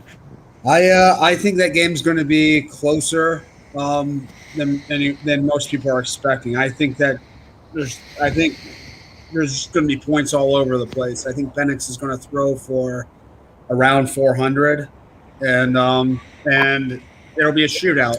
The Ducks might end up covering in just some sort of weird way, but I think that's going to be a really entertaining, really fun battle throughout. Gonna be fun. Hey guys, thank you so much for calling in. Of course. Hold on 1 second. I gotta ask Will ND one question. What's up, Rick? You were at what's up, man? You were at Notre Dame for the Clemson game. Did you take my advice? Did you go light a candle? My dad did, but I forgot. Did you light it? Did you light it? You didn't light a candle. You didn't I go to the forgot. grotto? Yeah. Oh well, your But dad. we did go. We did. Yeah, we What did kind go of to the Catholic grotto. are you, Will? If you went to Notre Dame, I didn't go to gave the you grotto, light a candle? You went against my advice. Luckily, your father listened. But you know what that means for you, Will? What? You were going to lose when you come to the college. If you didn't light a candle, you didn't. Whoa! Oh. Oh, hey, buddy. I'm just telling you right now, man. That's bad mojo. You don't diss LBC's juju. You did it. You dissed LBC's juju, and your Irish are going to pay the price in the collie. Yeah. All your fault, Will. All right, we'll see. All We'll see. your fault. I love it. We'll see how you guys. Thank you, guys. We'll talk to you soon. Okay. Fight on, Will. All right. Next up, we've got Jack and DeReal MVP. Guys, welcome to the show. Hello. What's up, gentlemen? Hello. Oh, How are we you lost guys? Jack. Well, you know, right. LBC, you While we lost Jack, we're replacing him with Mike, who also wanted to chat with DeReal. So we've got both of you guys here to talk about the Pac-12. What do you guys think about the games this week? I think there's a great set of games on this week. Looking forward to Oregon, Washington the most. I think Oregon's going to dominate, show why they should be the best team in the Pac-12, and cruise away with it. I think Washington is a good team, but I think they are clearly the fifth best team, even though Tim, for whatever reason, has them at eighth. I don't understand that at all. I agree with you, DeReal. I agree with you on that one. If you watched that game Friday and you came across really impressed, then more power to you. I just wasn't that impressed. But Team A beat Team B on the field. You can't reward the team that lost. You can if you watch the game on the road. No, see, that's what you got to realize. When I was told we were doing these power rankings, I was told that this is if the two teams meet on a neutral field, where would you put these guys head to head? Head to head in Seattle. Huskies, I have all mad props to Husky Stadium and the Husky fans and all that. And Oregon State's not the same team on the road. On a neutral field, I think that they are a better team. That's why I have them that way. It's very tight in that middle for me. And real quick, guys, at the top for me. A quick thank you to Jay. Jay, thank you very much. We appreciate it. And we're always glad to have you. You got to stick around. You got to come around more often and call in. So, DeReal, as a SEC fan, you'll appreciate what Tim has done here. Is Tim has SC number 1, right? And so to justify that ranking, the teams that SC hasn't played, like Washington, have to go lower in the rankings than the teams that SC has played, like Washington State and Oregon State.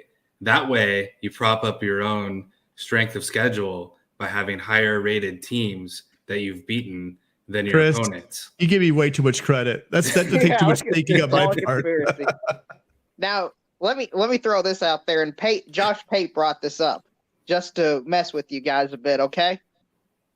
LSU loses to Arkansas and Texas A&M. Alabama wins out and goes 11-2. DeReal, when you say those words on this show, we hear are the Peanuts parents being like, Baton Rouge. Can I interject? Interject, Mike. Because you play that scenario out, LSU should be the one to go because LSU has the head-to-head. Are we not counting everything that we're supposed to count to make the resumes the best possible resumes? We want the 4 best teams, guys. And yes, Mark made a point to me the other day. You can have a 2-loss team in the top 4 as long as they're a conference champion. I think that's a good point. And guys, that might be a real interesting point coming up were, for example, Utah to beat Oregon and beat USC or UCLA. Yeah, I think Utah is a dark horse. I actually think Oregon is out of it because if they're the 4 seed, and Georgia's the 1 seed, I think with just human beings in general, they're going to look at the 46-point loss to them and think, are we really going to have this as a rematch? And I think that same issue would affect Tennessee, by the way. Exactly. Yeah. Or LSU. Right. Not that they're going to get in. They'll just find a way to rank Oregon 3 to avoid it. One thing, and then we'll stop talking about the SEC because we got revolt in the chat. One thing I thought was a really good point from the chairman of the committee is he said, yeah, Oregon lost big and LSU lost, and Tennessee lost big, and they're pretty much the same loss. So the chairman of the committee has actually been more forgiving to Oregon than I was. We're gonna hear in just a minute from Mikey G about his thoughts on that, and I think he's gonna have strong opinions on that. So I can't wait for that. Yeah, but guys, real quick, back to the Pac. What do you you guys think? Any upsets? The Oregon loss is an elimination loss, as well as with Tennessee. I wonder if they're both eliminated. So the chairman of the committee seems to think no. But I think the difference between Tennessee and Oregon. Oregon was the first game of the season a long time ago. I would hope this committee is full of football people that know that a team is not the same. And yes, I've heard the argument that, Georgia's also probably a better team. True. But the when you're talking about a brand new defense, brand new offense, first time head coach, I'm thinking the difference in and the improvements could be vastly greater.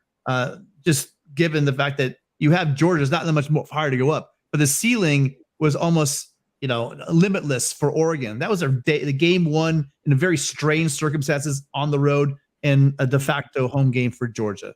So I don't see apples.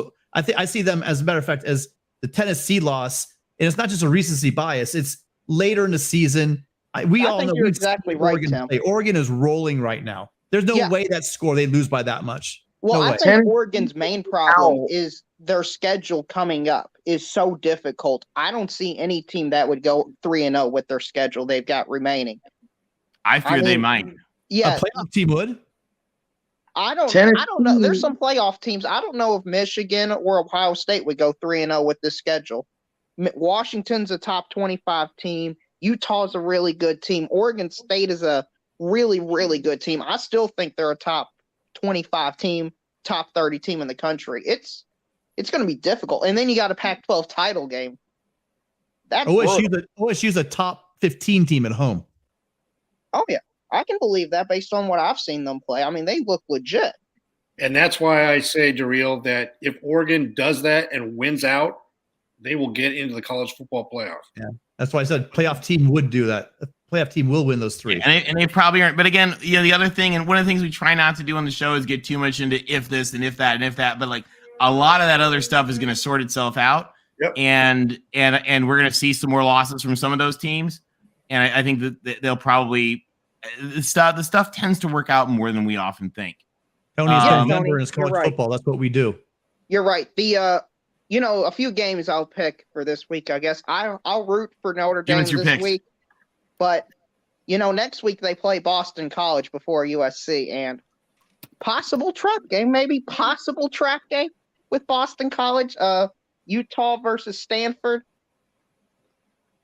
Give me Stanford. You know what? Give me Stanford. I like that pick, Darrell. Darrell, Darrell is supporting the tree. Darrell, you're already 0-2 on your predictions on this show, right? Are you trying to go 0-4 right now? I might go 0-5, but you know what? I like it. Colorado as well. Darrell, I respect the bravery. For the sake of it. You said Colorado too? I'll take Colorado. Give me You just lost that one already. Rick, he's channeling inner Rick on that one. He's going rogue. Give me Buffalo and give me the tree this week to upset. Has there been a crazy Pac-12 week yet? Not really. At some point, you guys, we're going to realize that Darrell is absolutely trolling us on every time he calls with his predictions. And we love it. Hold on. We got breaking news right there. Oh. Live breaking news. What are the Pac-12 games this week? What did you say, Mike? I'm sorry. What are the Pac-12 games this week? Well, we went over all of them. The big one is really Oregon and Washington. So we're gonna see what happens with that one. Okay. Real quick, anything else, guys, before we got to move on? No. Good luck to everybody's team this week, especially Stanford and Colorado. I like it. Really, you made the picks. We love it. I want some chaos. I want some upsets. The Pac-12 has let me down. I heard there were going to be tons of upsets this year. Everything was going to go insane. A 6-3 team was going to win. That type of thing. I want some upsets. I'm tired of the top four separating themselves. I don't know if you know this. The top four are undefeated against the other 8. That's got to change eventually, right? I think you've been watching too much Pac-12 the last 4 years when you had buffoons running each one of the schools. That's been changed now. USC is actually a powerhouse again, Daryl. They are actually almost back to Bush Leinart status, in my opinion. When I actually like USC. We are light years away on defense, but I appreciate your moxie. We do. We appreciate the love. We got a little more rungs to climb on defense. Seal up that hole. It's a big first person, by the way, to say in this season, give me the Buffaloes. You are. No, and I like it. No, Rick took the Buffaloes. Oh, Rick did take CU one time. Yeah. So you're not a trailblazer on our show, Daryl.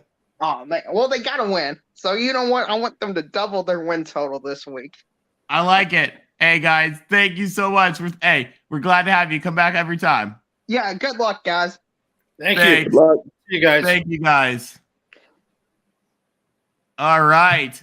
Next up to bat, we got 2 awesome friends of the show, 2 really smart guys who know what they're talking about. Actually, hold on, Jeffrey. Can we hold off on you for just a minute? Because we got another Duck who just came in, and we want to hit on Oregon. So we just got Ben and Mikey G here to talk about the Ducks and the Dogs. Guys, what do you think about the big game coming up? Well, first I want to touch on DeReal. This is DeReal when he called in. He's just reeling you guys in. It's like he always does that. Yeah. He does that on and we this love channel. Yeah, but when you listen to him on this channel, it's a completely different story. Like it's all SEC, Pac-12, and he just wants us to engage cannibal mode. That's all he wants. He wants the SEC to have 3 teams in, and if it means say go Pac-12, then that's what he's going to do. So I don't buy any of it. Don't drink that rat poison. It's bad. In fact, Mikey, I don't know if you saw last night, we provided a special trip for the crowd inside the mind of DeReal MVP for DeReal's ideal playoffs. It was last night's show with Mark. And Mikey, you missed out. There's a guy in Mark's show that actually was doing a 4 SEC team scenario. So I predicted next week they'd have some yokel on there saying there's going to be a 5-team SEC playoff coming up next week. So that's the only way they can top it. Yeah, they're gonna add an additional slot. It's gonna be a wild card game. I don't know. Yeah, but all this SEC talk's giving me a rash. You guys have hate week. Yeah, apologies to Jeffrey. For, what are your thoughts? Well, first of all, all this CFP talk, I've been on here before and said how much I'm not in that mode yet. I just want to get through these 3 games, then we can talk. I think it's safe to start thinking about the conference championship and the likelihood of SC being there. It looks pretty promising, but I think that this is a tricky thing, right? Like we talk a lot about trap games, and I don't really consider this one a trap game, but the problem is that everybody keeps talking about how we turned it around. And while I agree with that conceptually, I have a problem with week 1 and comparing that sample with the rest of our 8 games, because the turnaround happens so quickly, right? So we go up against Eastern Washington, we blow them out. We go against BYU, we blow them out. Wazoo, we stumble. But the remainder of the schedule, we just have this incredible offense, and we're just like lighting it up. That's fantastic. I am completely on board with that. But that has me getting, now that we're about to get into the meat schedule, what does that look like against a quality passing attack in Washington? What does it look like against a respectable defense in Utah? And then you always have, the real trap game, which is the Civil War. So I don't know. I am not completely there yet. I mean, it's our spot to lose. The fact that we're number 6, I think, is very promising. Like, if we were to win out, I think it's all but guaranteed that we're in there. And that may sound blasphemous to the likes of the Real and other people in the country, but I just think that the likelihood of the remainder of those 5 teams winning out is, well, not only is it not likely, it's not possible with head-to-head matchups upcoming.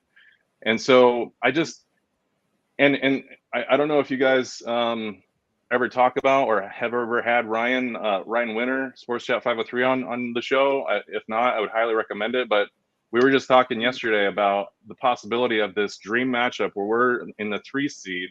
We play an Ohio State, make it past them, and we go Redemption Road fully and go against Georgia in the title game. So that has me kind of fired up. But again, I'm a lot more measured with this stuff. So let's go beat the Huskies. Let's humble them once again.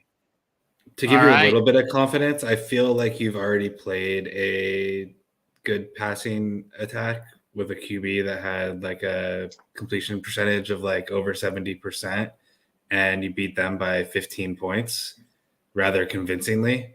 And I think you've already beat a better version of what this Washington team is. Yeah, and to go back to what you said, I mean it sincerely, Mikey. I don't think it was an overnight turnaround for you guys.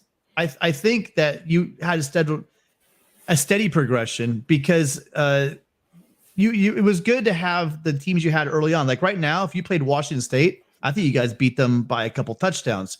But early on the season, when these guys are learning new systems on both sides of the ball, and you did need that time to warm up. I think that just like most good teams, you guys are getting better every week. I don't know where would Oregon be right now if they had to have played Utah, maybe, and Washington in week 3 or 4. I don't know.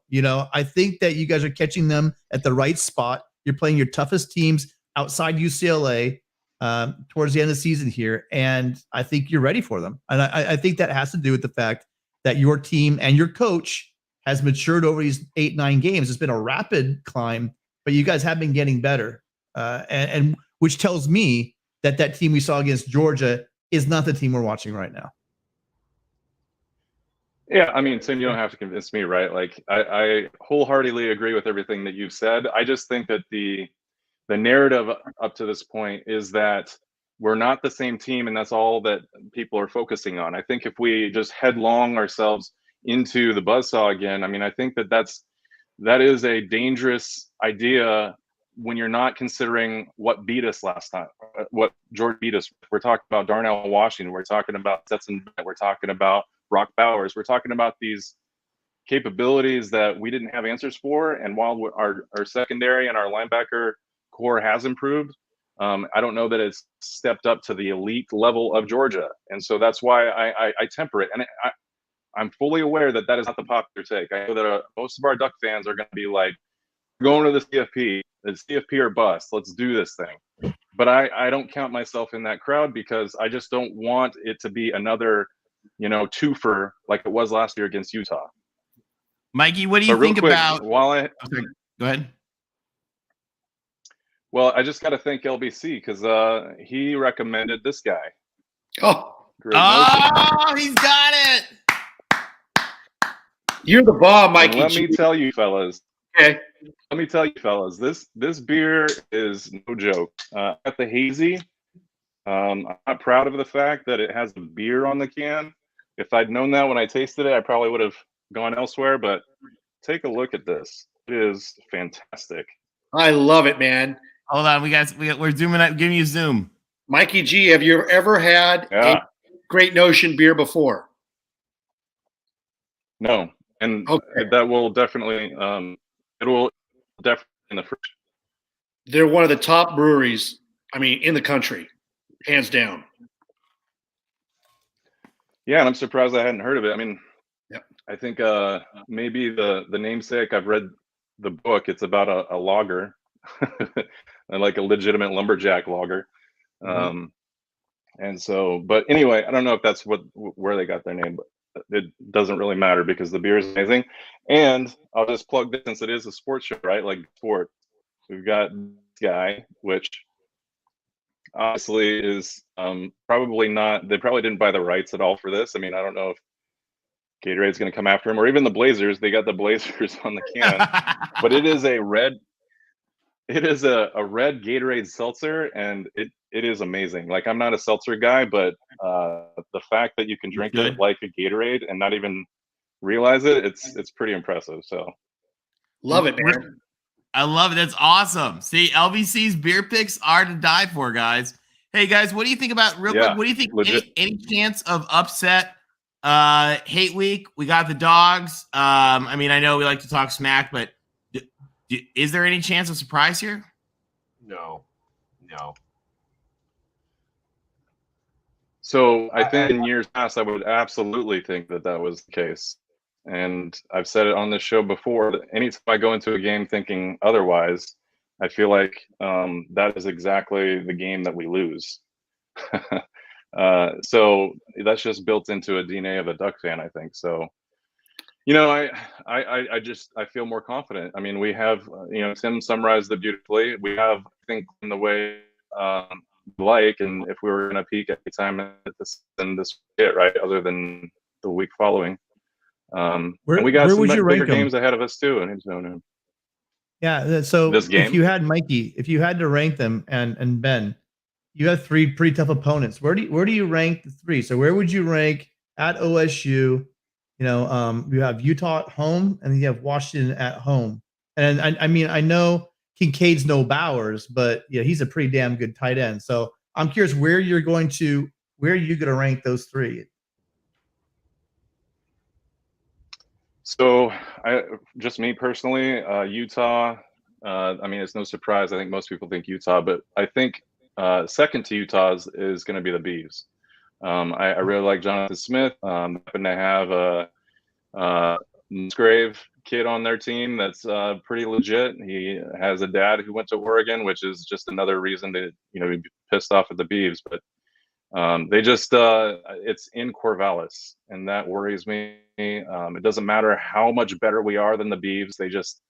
They somehow sucker punch us, and sometimes it catches us off guard, especially if we roll up into Corvallis.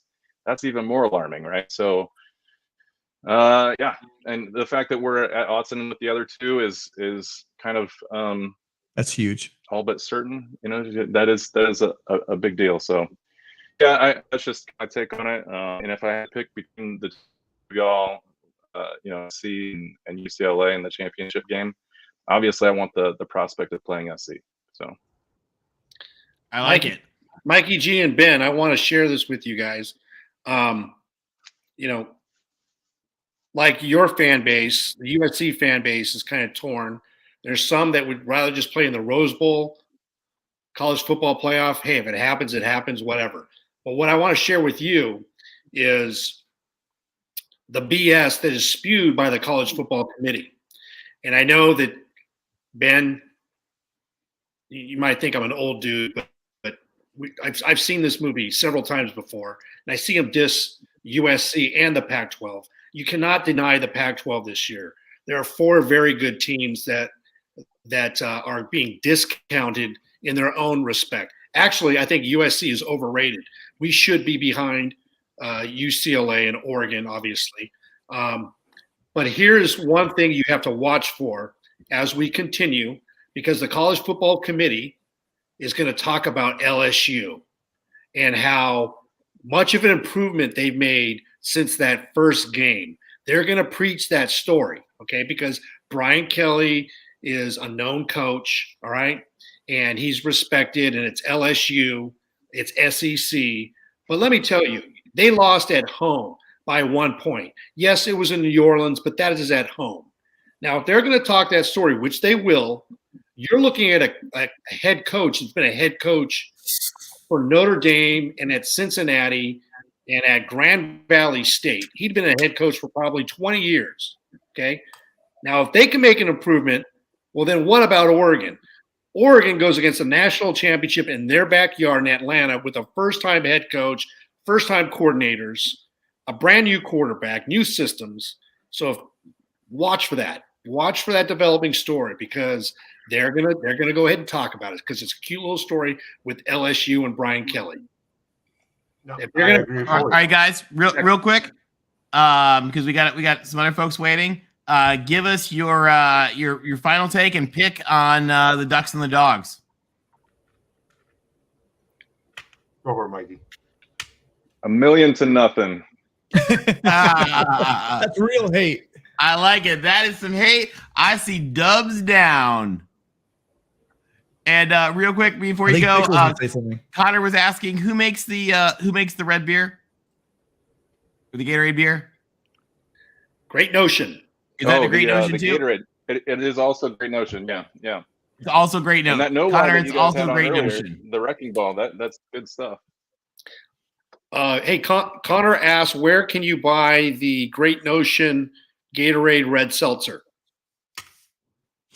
Mikey G, where'd you pick? I got it at the brewery or at their little storefront. So I don't know that they have an online thing, but if you buy beer over or have it shipped, it's going to be ridiculously expensive. So I would imagine that those specialty shops like an ABC or something might have something, or they might have. Connor, that's where you get it. All right, Ben, what do you? I'm sorry, go ahead. Ben, what do you think about the game?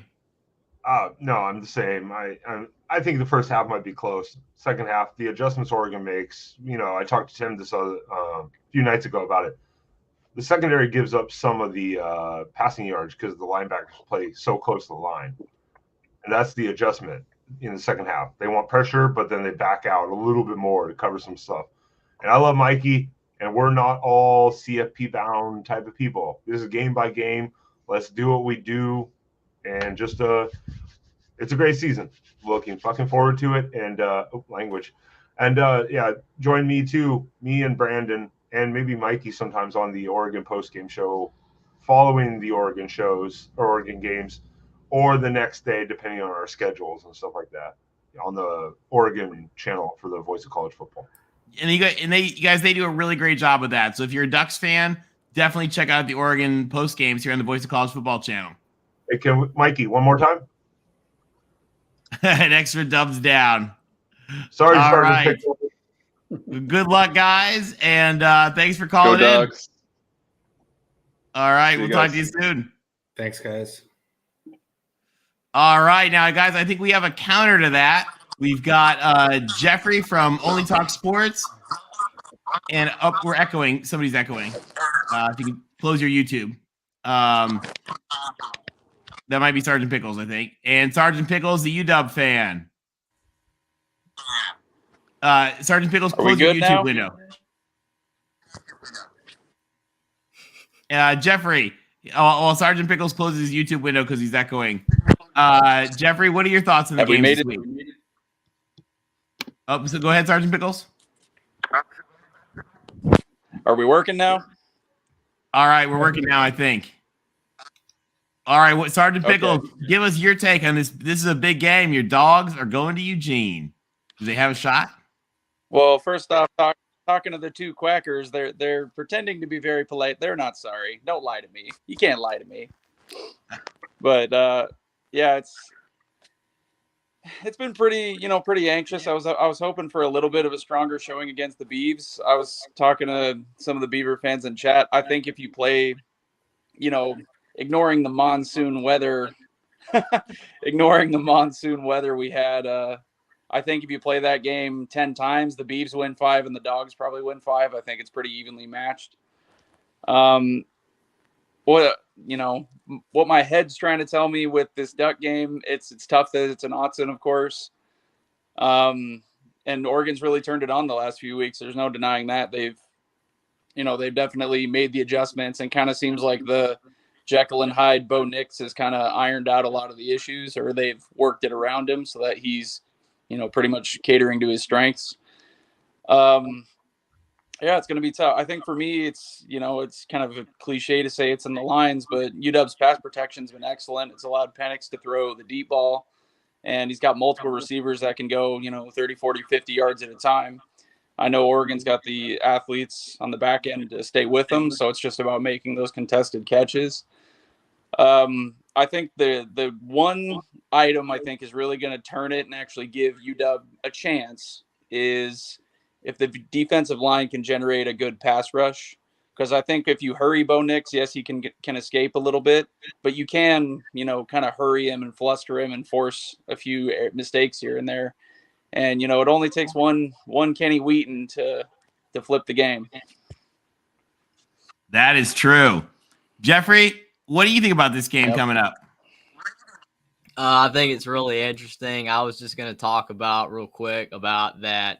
I think it's interesting and good. I'm glad they did it, that they ranked TCU over Tennessee and Oregon over LSU, because I did have some concerns that they were going to rank Tennessee 4th, TCU 5th, and then LSU Oregon, but they did the right thing. Oregon should be over LSU. I mean, like, Darrell was killing me when he was talking about Oregon and how, they should be automatically eliminated, and Tennessee automatically eliminated for losing to Georgia. That's not how it works. I mean, that is just not how it works. Oregon is a much better team today. If they went out, they're in the playoff. Again, I do agree that it's going to be very tough for them to win out, but Oregon is a much better team now. And even though, obviously, talking about this game, Penix, I mean, obviously he was from Indiana, so I know what he can do. But I do think Oregon, if this was at Washington, I'd pick Washington. But since it's at home, I'm gonna lean Oregon. I like it. Sergeant Pickles, is he wrong? Yeah, I think that's it's fair. I don't think anyone's crazy for picking the Ducks, especially at home, and coming off the type of season we've had. It's really, you probably could have said it at the beginning of the year also, but it's Kalen DeBoer's biggest test. Can he really step up when it means the most? Looking back on the UCLA game, that was a huge one, but I don't think any of us could have predicted the kind of season the Bruins have had. It definitely sets a tone for the rest of your coaching tenure if you can get a win over the Ducks. So I don't think there's going to be any lack of focus or lack of motivation by the Huskies. And I understand Kalen DeBoer said this week that since he got the job, there has not been a speaking engagement where he was not reminded of the importance of beating the Ducks. Yeah, the Quackers seem to have latched onto that. And it's like, man, we live rent-free. You were just talking about us every day of the week. I'm like, he's the coach of the team, and you're our biggest rival. Of course, everyone's talking to him about it. But they seem to love pretending like all we think about is, what uniform combination they're going to come up with this week and how much we hate it, when they're just too busy. I've heard plenty of people throw out, "Oh, Washington's just a ranked resume builder for us." I'm like, don't pretend you don't care. It's fine to talk smack. Don't pretend you don't. I have a question about the uniforms. Just because I'm concerned about liability. Does the University of Washington Health Center, for students and fans and everyone exposed to those uniforms, do you guys provide free treatment for cirrhosis of the eye?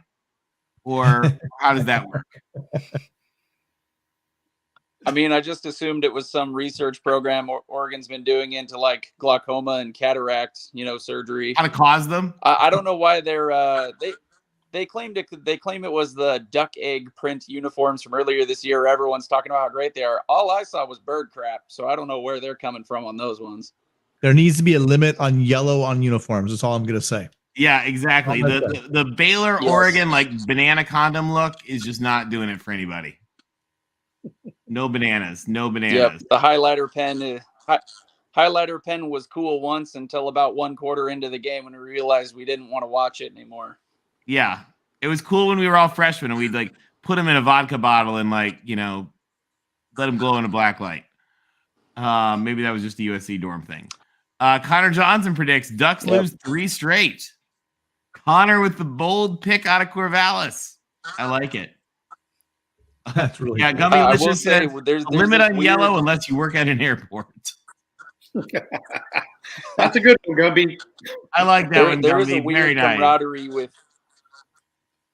Yeah, there's a weird camaraderie with Huskies and Beaver fans because we talk a lot of smack. Like I've been on in Corvallis, with my Husky hat and a shirt on, and people kind of give you crap, but it's pretty mild. But most of them, after give each other a little stick, we'll start talking about how much we hate the Ducks. It's the thing that binds us all together. It's beautiful. The enemy of my enemy. There you He's go. my friend. Every time. Jeffrey, what do you think about these games coming up this week? I think it's really interesting about, another thing Darrell was talking about, obviously the upsets. He would never want that to happen in the SEC. You wouldn't want the top SEC teams to go down to Vanderbilt or Missouri or whatever, but I don't see any upsets happening really. I think that I think the Pac-12 is going to take care of business. I don't think Colorado has any chance against USC, even though USC has been struggling the last 2 games against Arizona and California. That California result really shocked me when it was like they only won by 6. They should have won by more. But I think that USC is going to be able to handle Colorado just fine. Colorado's still not good, and USC is just they're going to run all over them. And then in the other games, I mean, you got Stanford, Utah. I know Stanford is a spoiler, but it's at Utah, and as Tim always says, Rice Eccles is such a tough place to play, and Utah is so much different at home. If it was at Stanford, maybe, but no, they're not. They're not going to win. Arizona at UCLA. I don't see Arizona winning at UCLA either. This one maybe is a little bit more likely, but still, UCLA is probably going to get it done easily. And then the other 2 games, Cal and Oregon State. This one's kind of iffy, but I'm going to go with Oregon State. It's at home, and Cal is really struggling still overall. And in the last game, there's one more, Washington State, I think. Yeah, Washington State and Arizona State. I'll probably go with Washington State as well. They're at home. Arizona State has improved since Herm Edwards has been fired, but I'm going to go with Washington State. So those are my picks. Good picks. I like them. Nice. Sergeant Pickles, do you think any other upsets this weekend? Or do we follow the path? Yeah, I mean, I would have to. I don't know if Wazoo's considered enough. I haven't actually looked at who would technically be favored in some of these games, but I think Wazoo's got a good shout to beat them. I will say, I mean, Tim kind of covering your bases with the injury talk. I love it, but I think Colorado actually hangs with SC for quite a while, but they do pull away in the end. Maybe Colorado covers. I don't know what the line is on that. I think it's like 85, Pickles. I don't know. I'm trying to think of which games. What's that? I think it's 85. SC minus 85. I think the real number is like 34. I think it's still. You're definitely not covering. Then take the buffs and the points. Have you watched Colorado, Pickles? Yeah. They can't score and they can't stop anybody. What's that? They can't score and they can't stop anybody. They still got to win this year. I mean, every team's due. I mean, it's not like I'm picking them to win outright. I mean, you act like I insulted your mother. Come on. Well, you did, Pickles. You just did. That's all right. Well, real quick, I got to go. I'm actually packing to head to Germany to watch the Seahawks tomorrow, so that'll be. I'll have to watch the game at midnight German time. Yeah. I'll be awake late for that one, but I'm gonna go. What's that? I said enjoy it. Yeah, and Semper Fi to you and all the Marines. Semper Fi to the Marines. Happy birthday to the Marine Corps. Thank you for your service, sir. Thank you. 247 years of fucking shit up. Earmuffs. Sorry. But yeah, I'm gonna go. I think if the Huskies can hang on, I think we get a Kenny Wheaton moment and. They steal one late. I'm going to go 32-28 Huskies. All right. Yeah, wow. Nice. I like it. Dubs up. Go get you a rusty nail from Fremont Brewing. Dubs up. Good luck. I definitely will. I got to take that, OBC. All right, man. All right. Bye, guys. I got a question for Jeffrey. Jeffrey, you're a very smart young man. You're getting a lot of props in the chat from Connor Johnson. Everybody. Delicious. Yeah, everybody's giving you props. I got to ask you one question, young man. Have you ever been let down by UCLA football? I don't know if I've been picking games necessarily long enough, but yeah, I've seen that's all I need to hear. You just answer my question, young man. All right? You're just assuming. the Pac-12 never goes all chalk, and all these veteran guys pick chalk. Somebody is going to be the mark, and when you don't know you're the mark, and that's all I'm saying right now. UCLA is going down.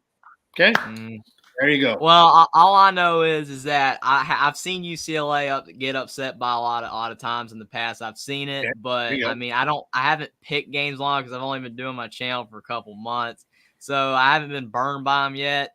But I mean, I'll just say that this is the Pac-12 is different now. It's kind of like you were talking about before, a couple years ago, or the teams weren't as good at the top. UCLA and USC and Oregon and all these teams at the top, they have so much to play for. Utah, I just don't see them going down. I mean, they could, obviously, upsets do happen, but they should win. I mean, it's at home. All of them are at home too. That's what makes it even better. So if an upset does happen, then it's a major upset for sure. Jeffrey, I have an actual UCLA question for you.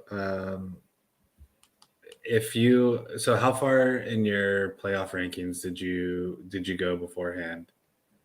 Like when you were like picking, when you were like worried about Tennessee, where Tennessee was going to be versus, where LSU was going to be vis-a-vis Oregon. Did you go deeper into it or not really? Man, I can't remember what I ranked them. I'd have to go back and look, but I don't think I had UCLA as low as the rankings do right now, having a number 12. I think I had them like 10th or 11th, but yeah, I think it's really interesting. I mean, UCLA is kind of ironic to me that they are number 12. I know that, you look at the rankings and like, who would you put ahead of, but USC, and I'm not saying anything about USC, obviously. They're good. They're really good, but USC has scraped by the last couple weeks, and they're still at number 8. UCLA's down at number 12. I'm kind of shocked they're that much further down. And someone, I can't remember if one of you guys said it or if someone else was someone of the callers. I can't remember because my mind's, I'm kind of tired. But Utah is not. Someone said Utah still had a chance. Utah does not have a chance, in my opinion. I mean, they're way too far down right now. If they won out, I don't think they not for the playoff, but for the conference championship. Was what my point was. Okay, but I mean, I wish Utah hadn't had that Florida loss. I really do, because that just, as much as people were talking about Oregon, Georgia, that Utah Florida game really hurt too, because Utah would still be alive as well right now, and you would have all 4 of the top Pac-12 teams would still be alive for the playoff. Utah's eliminated because of that Florida game, and which stinks, but they're still a really good team. The Pac-12 has been a lot of fun to watch this year, and I hope for the Pac-12 that none of these upsets happen, because I want UCLA, USC, and Oregon to still be in the playoff hunt. I really do. So I'm hoping none of them lose. It's going to be fun. Mm-hmm. Well, hey, Jeffrey, we've got something that might interest you. So, guys, there's something that kind of came up today in some discussions, and I wanted to bring it to you guys. A book, college football book that a lot of you guys are big college football fans, and this is written by Matt Brown, who's an amazing guy on Twitter. He runs the Extra Points newsletter and podcast, and it's a book called What If? And for Pac-12 fans, there's a couple chapters relate to the Pac-12 in this book. Including some stuff with the Pacific Coast Conference and the Airplane Conference, where we tried to add into the Pac-12 Army, Navy, Notre Dame, Air Force, Syracuse, and Penn State back in the day. And what he does, he goes in and takes a look at, like, what if these things happened in history? Like, how would things have changed? So he has one for the SEC on what if Tulane and Georgia Tech hadn't left the SEC? One for the Big Ten on what if Chicago hadn't dropped football. What if Bear Bryant had taken a different job? One of them is fascinating is, what if Michigan, who got kicked out of the Big Ten at one point, stayed out of the Big Ten? What would have happened? And he does some really cool, like, re-looks at history. Anyway, there's a QR code here on the screen, guys. You can take a look at it with your phone. Check it out, add it to an Amazon cart or whatever. It's really an awesome book. And I know it sounds kind of dorky, so we're calling this Doheny's Best, our Voice of College Football Trojan Book Club, Doheny Libraries at USC.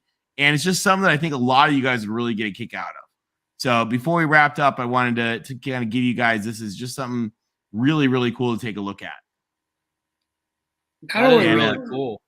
Not only are you getting college football Pac-12 information, you're getting books and beer. I mean, where else can you get that? What else do you want in life? We got books, beer, and football. Yeah. Nice job, Tony. Thanks. Well, hey, Jeffrey, give us your final thoughts here as we get ready to wrap up.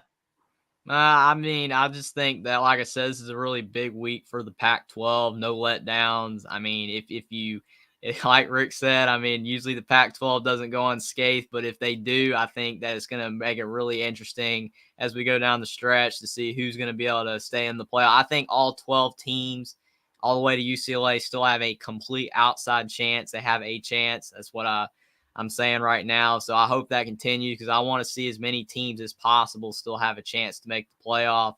I make it interesting instead of it getting like to the point where a lot of teams are eliminated. But I think it's a big week for the Pac-12, and I think a lot of teams that are maybe you could say on upset alert, I think they're going to get it done. But we could be looking past Saturday and maybe UCLA goes down. Who knows? So it's going to be interesting. Well, thank you so much for joining us. We're glad to have you. Thanks, Thank Jeffrey. you. I was glad to be on. Thank you. All right, we'll talk to you soon. Jeffrey. All right, Chris, what are your final thoughts? So I thought that USC was going to beat Arizona, score 1,000 points or something. I think that people think that USC's offense is a little bit better than UCLA's. So I'll say that we score 950. Even though you guys kind of let us down by only scoring 1,000. But yeah, no, it's an interesting week. The Oregon-Washington game is like kind of a little appetizer for me for the main course of next week. But hopefully everyone holds serve. Hopefully we hold serve. Like, granted, I'm picking us to win. I would be shocked if we lost, but crazy things do happen. But I'm looking forward to the week, and then I'm looking forward to the big showdown at the Rose Bowl the week after. And go Bruins! Thanks everyone for calling in and for chatting it up, and appreciate all of you. Great calls. Thank you so much. Love doing this. Love having you here, Chris. Thank you. You're awesome, Chris, man. Good luck this weekend. And thanks for the stats. Chris is the man. All right, LBC, what do you think? I think, this is an unusual week in the Pac-12. I looked at all the games. I made my picks.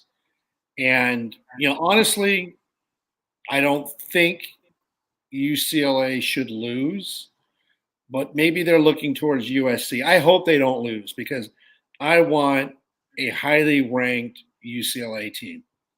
So, and they're having a great year. And I think Oregon's having a great year. It's great to see kind of what Chris was saying, Oregon, UCLA, USC, and Utah having the years that they're having this late in the season. So this is I'm going to call this TCB. I know Mark Rogers is a big fan of Elvis Presley. So am I, the king. His motto was taking care of business.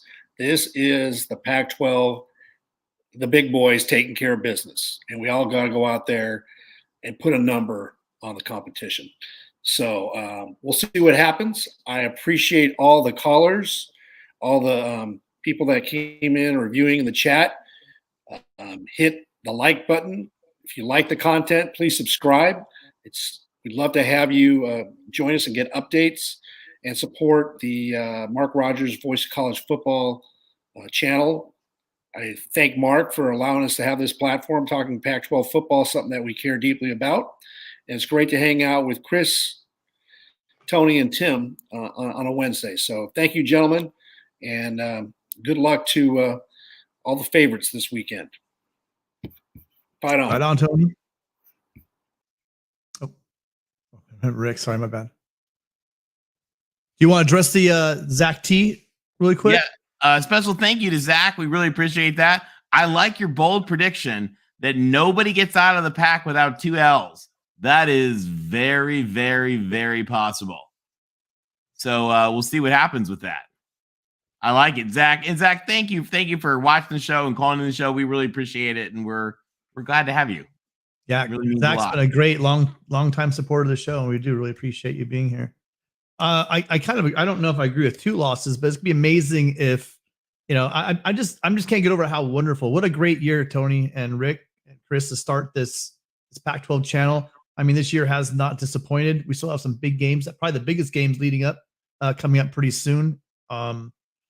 I have it's so hard doing the power rankings because you could argue for any one of the top 4. I kind of threw it. I thought Ben would be in earlier to discuss the Oregon, but I really think that any one of those teams on any given day could be that number 1 slot. And then once you get down earlier to, I was talking about the Oregon State, in that realm, and Washington. Washington, Oregon State. You could flip flop those guys all day long as well. So I've been really happy enjoying Pac-12 football. I think people are now nationally talking about Pac-12 in a positive light. And I like the way Tony put it. This is what the Pac-12 is. This was traditionally been. We have not been the doormat that ESPN's tried to label us. This is the Pac, and we are good. And we have at least 2 more years of us all being together, this and next year. So hopefully we can end it on a bang. Thank you guys all for tuning. Thank you. So I want to first of all thank you guys for joining, and I really want to thank Mark Rogers for giving us this chance tonight. But I want to wrap up with talking about something that I think is a little bit different, and that is that there's something kind of wild going on. Guys, Arizona has been in the conference the longest without playing a game in the Rose Bowl, without actually making the Rose Bowl. And this weekend, Arizona goes to the Rose Bowl for what will probably be, at least for the foreseeable future, the last time that Arizona goes to the Rose Bowl. And there's a lot of symbolism for them because Arizona's who brought Arizona and Arizona State into this conference in 1978 because they believed that the Pac-12 was their path to build a better athletic and academic university. And Arizona State came kicking and screaming because they founded the Fiesta Bowl. They were proud of the WAC, and Arizona State and Arizona both believe that it's the best thing that has ever happened to their university. And it's why all this nonsense about Arizona to the Big 12 was absolutely never going to happen. But it's a time of change. And to folks who are a little worried about that change, remember that this is a conference that has always had change. It's always had drama, and it's always had change. And if we bring in San Diego State and SMU, that's kind of exciting change too. And just like going to the desert has become a big thing, and that was wild 40 years ago for people, going to Dallas, going to the beach in San Diego, like that's going to be a new thing, and it's going to be exciting. And we don't know if it's going to happen, but think about it, guys, as something that's exciting. Do you guys know about Boulevard season at SMU? Guess what? It's probably better than the Grove at Ole Miss. It's wild and super fun. So take a minute, learn about the traditions of these teams that may be coming into this conference. They're really great. They have more there's more tradition at SMU right now than any of the teams that are going to be the new teams in the Big 12. Literally, the Doak Walker Award is for SMU. I mean, they have national champions. This is a school with amazing, amazing traditions. And San Diego State is a scrappy school that has done nothing but build itself into a world-class university. And I think their next step is to be in this conference. So I don't know exactly what's going to happen. We're going to find out. But whatever it is, it's going to be exciting and it's going to be different. But the Pac-12 has always been about different. We grew from a couple of schools to be big in the Pacific Coast Conference. It fell apart. It came back together, added and grew, and we're always growing and changing. And so think about that with the expansion. Whatever happens, it's going to be exciting and it's going to be different. So as always, fight on. But also, just in case, go Aztecs and pony up. We'll see you guys next week. Fight on.